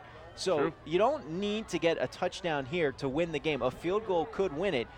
I still think This at is a this 50 point, now. Yeah, you're not going to It's kick it a from here. 55. I think you're still in 2-down territory at this point, but if you can get one more first down, you don't have to play for the touchdown. You can play for the field goal to win. No, they got 3rd and 10 though. You know they're going to have to pass it again, and completions are tough to come by. Ellis has Wide time, open. throws wide open, caught on the far side of the field. First down and more as the receiver dives forward to the 25. They're in field goal range now with 2 minutes left to go. See, was that Tippy who made the catch? I'm trying to set down my quarterback vibes to Ellis here. I'm watching the plays with him. I'm seeing open guys, and that was a good call. There was a 3rd receiver he looked at. He looked 1, 2, checked down to 3, wide open on the far side of the field. Great job by Ellis. Good job making that pass play. He hasn't been connected on too many passes, but hit the big one there. I think it was Corey Aronson who made the grab on the far side. Fresh set of downs with under 2 to play. Ball is at the 25 of Merritt Island. Ellis out of the gun. 4 receivers spread wide. Gets a snap. Pitches it out to Bradshaw. Bradshaw's got blockers. He's going to the end zone. Bradshaw. Oh, he gets pushed out of bounds at the 1-yard line. Where did that guy come from? I didn't even see him. Centennial thought they had a touchdown. Now the coaches are going back there and trying to get everybody back in. They're not marked him out at the 4-yard line. Well, that's not a bad thing now. Let's stop and think, Coach. Because now you got a lot of time on the clock. You got 4 plays to go 1 yard. That was a 21-yard run for Bradshaw. I know you always say take the points, but do you milk a little clock maybe? Well, you certainly have at least 3 runs here. 4. You got to kick a field goal. Here's Ellis. He's going to walk in. Flags are down. Oh, That's no, not that good. was devastating. That's going to push it back and make it a little more interesting now. Minute 40 left to go. It is a false start on Centennial. It's going to back them up 5 yards. It was first and goal. Penalty-free second half, and that was, they had a penalty on this drive that they battled back from, but penalty's killing them. This drive started at midfield after an incomplete pass. They threw it, had an 11-yard gain for a first down, another incomplete, then a completed catch down to the 25. And then a big run from Bradshaw down to the 4. False start brings it back out to the 9. It's first and goal. Ellis hands it off to Bradshaw. He's got room. He walks right into the end zone. Touchdown. Centennial takes the lead. A minute 35 remaining here in the 4th quarter. They are on top of the fourth team in Class 5A, 26-24, pending the extra point. Give it to the 6', 195-pound junior. Been playing hard all game. Everybody's keying Ellis for the big play. Bang, right off the right guard, up the middle, touchdown, easy play. Nobody even touched them. And all of a sudden, Centennial battles back, and now they have a lead. You've got to go for the extra point here, don't you think? Get that, but they're going to line up for 2. They're going to line for 2. No, Well, you go for 1. You go for 1. You make it so the field goal ties. But if you're not confident in your field goal kicker, you go for 2, and you at least try to get him to go downfield and score a touchdown. Ellis tries to step forward, lanes for the end zone. He's in. Ellis is in for the 2-point conversion, and Centennial is up 20. It's up 30-24. I apologize, I misread the score there. 30-24. They're up by 6 with 1:34 left to go. Yeah, getting 1 point wouldn't have mattered. 5 points, you put it in the end zone, and the game's over. At least now, if Merritt Island can manage to do something here in a minute 34, the game's tied. The extra point becomes that much more crucial. So great job by Centennial. And this time they didn't fool around with any jump pass. They just gave it to their best player and plowed the 2 yards for the 2 points. Bradshaw with the 9-yard touchdown run. Ellis, the 2-point conversion. Centennial, their first lead of the night over Merritt Island, 30-24. Merritt Island's back to receive this kickoff. And now, Eric, your defense for Centennial has been playing great. They've got to make a stop here. Oh, well, without a doubt. The defense got them back in the game. Defense did their job. Offense made it hard for them in the first half of the game. Second half, the defense made it easier for the offense. Great job. Not over yet, though. Still a minute 34. All the timeouts, I believe Merritt has left. So they can stretch out that minute 34 for a very long time.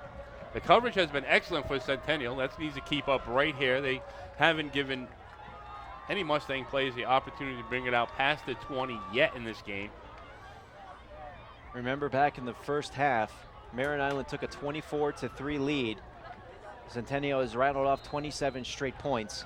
Kicking it off here, a minute 34 showing on the clock. They have a 6-point lead, 30-24. The kick is up. It'll be fielded at the 10. Coming out, turning the corner on the far side, getting out across the 30. Dangerous return there, but Jim Batch has been having some good returns all night for Merritt Island. They'll take over, trailing for the first time in this game by 6. They need a touchdown to win and keep their undefeated season going. They'll take over at the 31. Nice defense now. Defense has won this, put their team in a great position to win this game, and now here's the opportunity to close it out. Let's go Eagle fans. Let's make this place crazy. Let's make it jump. It's been 49 yards, the total yards gained by Merritt Island in this half.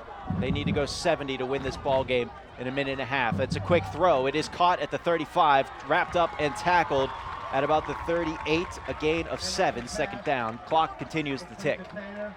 And right now the Eagles putting 2 players deep, 2 deep safeties. They're not going to give up the cheap one. They're dropping 4 linebackers back deep. They're going to let them get the catches. They're going to try to wind this clock down. Interesting move. Henderson's the quarterback here. We've seen Coleman throw in most of the footballs tonight. It's another throw to the sideline caught by Batch as he falls down out of bounds. He's going to have the first down and it'll stop the clock. So fresh set only of downs. momentary though. It's not like going out of bounds. Oh, I think he did go out of bounds. I think he caught it and fell Oh, he out. did? I thought think he hit before he went out. We're going to get a sideline warning against Centennial as they have to back up. It'll be ball spotted at the 42-yard line.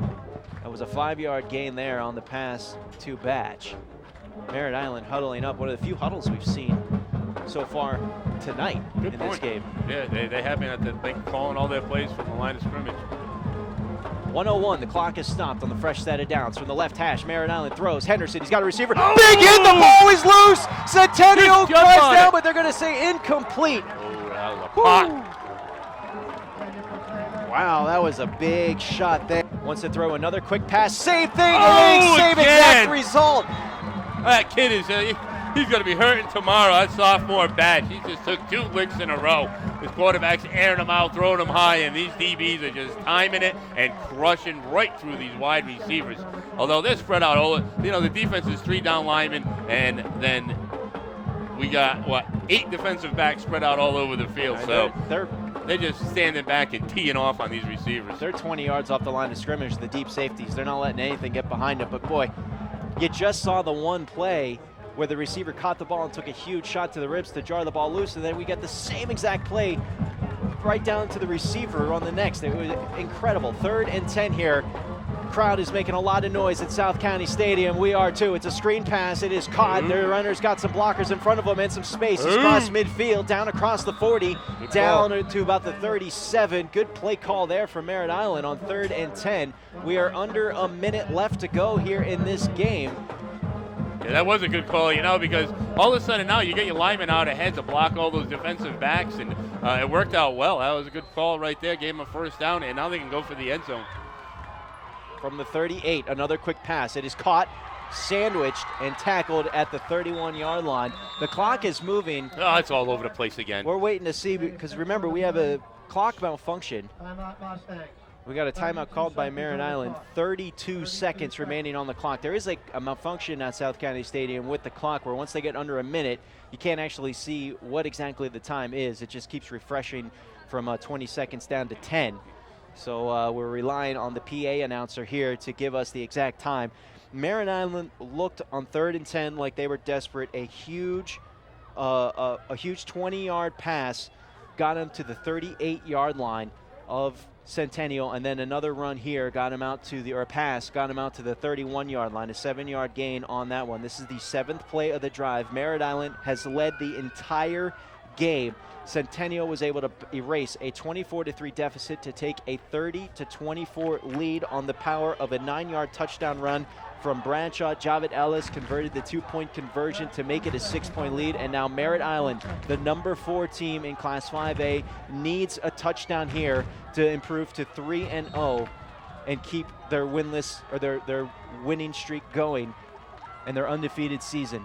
32 seconds remaining here in this one, 2nd and short. Henderson is out there, the senior quarterback for Merritt Island, out of the gun. He gets the snap, is going to fake the throw, and he's going to the end zone. He's got a guy wide open, underthrow, bobbled, incomplete. Wow, they were lucky. Centennial had it covered well, but for some reason the defensive back jumped a little bit too early and gave the receiver the opportunity to catch the ball and fake and go, and it was a beautiful play. The deep center was out there, and he jumped too early. Wow, lucky break there for the Eagles. 26 seconds remaining on the clock. It's 3rd and 4. The ball is at the 37-yard line of Centennial, right in the middle of the field. The safeties for Centennial are standing back at the 10. They can't let anything get by him. Another throw, and this is going to bounce to the receiver. Incomplete. 4th down with 22 seconds remaining in the game. There it is. Do or die. Well, let's see now. You got like a 49-yard field goal. Or do you go for the end zone? Or do you throw it over? You got to just do a short pass to get the first. You got to do a short pass, get the first. Maybe spike the ball if you have to, but not sure if. I don't think Merritt Island has any timeouts left. They burned a lot early in the half. Well, even if they stopped the clock on the first down, but they're going to start it again quickly, so you're going to have to get the field goal unit out there if you don't get it. Well, you can line up and spike the ball, I think. I think you'd have enough time to get up, set your offense, and spike the ball, and at least have a couple plays. But here we go, 4th down. Henderson in trouble, scrambling around. He's going to get tackled short of the first down marker. Centennial is going to win. Centennial is going to upset the number 4 seed Merritt Island and beat them 30-24. 14 seconds are showing on the clock. Centennial will take over on downs. Right, he's got to make a snap and take a knee now. It's interesting to see how they're going to do this. They haven't been under center once. Do you just do a regular shotgun snap and take the knee, or do you put your quarterback up under center, something he hasn't done all game? But either way, phenomenal game. Let's just get this one snap and this knee. And you've got to practice it, right? You got to practice that in practice. I don't know. Yeah, usually you practice it up on the center. You take a step back, take a knee. But Centennial hasn't been up on the center once this whole game, so it looks like they're not going to either. Here, oh yeah, they are. So we'll see. Ellis comes up under center. Merritt Island's not even going to play it out. Nope, he takes the snap. He's going to take a knee, and that is it. Centennial's team comes running off the field. What a game we had here tonight. Merritt Island led it at one point 24-3. The home crowd that's here is standing on their feet and giving their Eagles a standing ovation. A well-deserved standing ovation. Well-deserved. 27 straight points for Centennial, and they win it 30-24. We'll take a break. We'll be back with the halftime show. We got a lot to go over in this one. What a game. You're listening to the High School Football Game of the Week on the Treasure Coast Sportsnet. The defense played fantastic in the first couple series of the games, but 3rd down they couldn't get off the field, and it burned them. And in the first half, you look at the drive chart, and Merritt Island, field goal, 3 touchdowns, and then a fumble on a punt return. Okay, you can't really do much about that, but then an interception to end the half. And you got the sense going into halftime that if Centennial came out in the 3rd quarter with a big first drive, something special would happen. And that's exactly what we had. A pick 6 on the very first drive for Merritt Island. Centennial got right back into it, and they dominated the rest of the game. There was no Merritt Island was able to do almost nothing the rest of the game. They had 19 yards on their next 4 drives combined before this final one, where they were able to get deep into Centennial territory, and Centennial was just playing prevent defense to not give up the touchdown. Yeah, they did a great job in the second half. But in that first half, I never thought that Centennial was really ever out of the game. 24-3, I felt like they were in the game. They played a great game. Turnovers killed them. Turnovers turned into points, and that third down killed them. They went into halftime, made some fantastic adjustments, and stopped Merritt Island on all those third down plays. All of a sudden now 3 and out to end this game. That interception by the defense just really picked up the whole team. The people out here in the stands all of a sudden came to life. Everybody came to life because of the defense. The defense that you could have looked at and said, put us down 24-3, put them back into the game, put the momentum on the Eagles' side, and then the Eagles' running game with Ellis and Bradshaw was just amazing. 2 phenomenal runners, strong running backs. They took over the game behind a strong offensive line, dominated that Merritt Island defense, and then the defense just confused Merritt Island offense. It was a total domination in the second half by the Eagles. The defense, I mean, I don't think we can give the defense enough love for what they did in the second half. After that pick six, they forced 4 straight drives of 3 and out. And then how about on this last drive here, when Merritt Island needs to go downfield and score a touchdown, you had 2 plays in a row where the pass was completed to the receiver and a huge hit from the Centennial defender lodged the ball loose. It happened twice in a row, and it totally lit up the entire team. And it was more of a statement as to how they played that entire half, not just in that one moment. Yeah, it was just a bunch of football players. They went into the zone. They went into that football zone where you could do no wrong. A couple of breaks went their way, a muff punt, a pick six. All of a sudden, momentum's on their side. They were getting stronger as the game went on. They looked stronger in that fourth quarter than they did in the first quarter. There was nothing but pure adrenaline. They felt like they could beat this team, and they came out in the second half, and they did it. And Coach Parker did a great job making some adjustments. He didn't change much, but what he did, he stopped the third down, and he kept on going to his big horses, and he just played power football and wore down that Merritt Island defense and found themselves a victory, and a very good victory. They needed it really bad. They were 0-2 going into this game, and they needed a win because their district is tough. The defense scored the first touchdown, and then in the fourth quarter, Ellis capped off a 13-play drive that went 77 yards with a 1-yard touchdown run. Bradshaw scored the final touchdown of the game, and then Ellis capped it off with the 2-point conversion to get you the final score of 30-24. Just a phenomenal game here tonight at South County Stadium, one of the best that we've seen in a long time out here under the Friday night lights, and one that we'll remember for a while. And make sure to keep it tuned to the Coach's Corner Wednesday evening at 5:05, WSTU 1450, and live online at WSTU1450.com. We'll break down this game and all the other games from around the Treasure Coast. We do have one final already. Martin County getting their first win of the season, beating Okeechobee 10-3. We'll wrap up all the other games from around this week, plus a lot more from this game here tonight. Eric, any final thoughts on tonight's action? Great football game. Eagles, great win. Centennial needed it bad.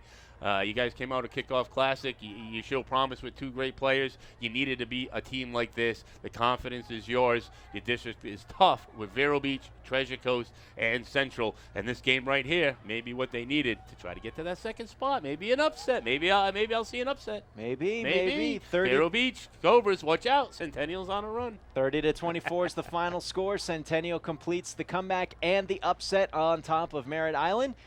For Cliff Desmond back in the studio and Eric Dober, I'm Mike Thomas. Good night, everybody. Good night, everyone.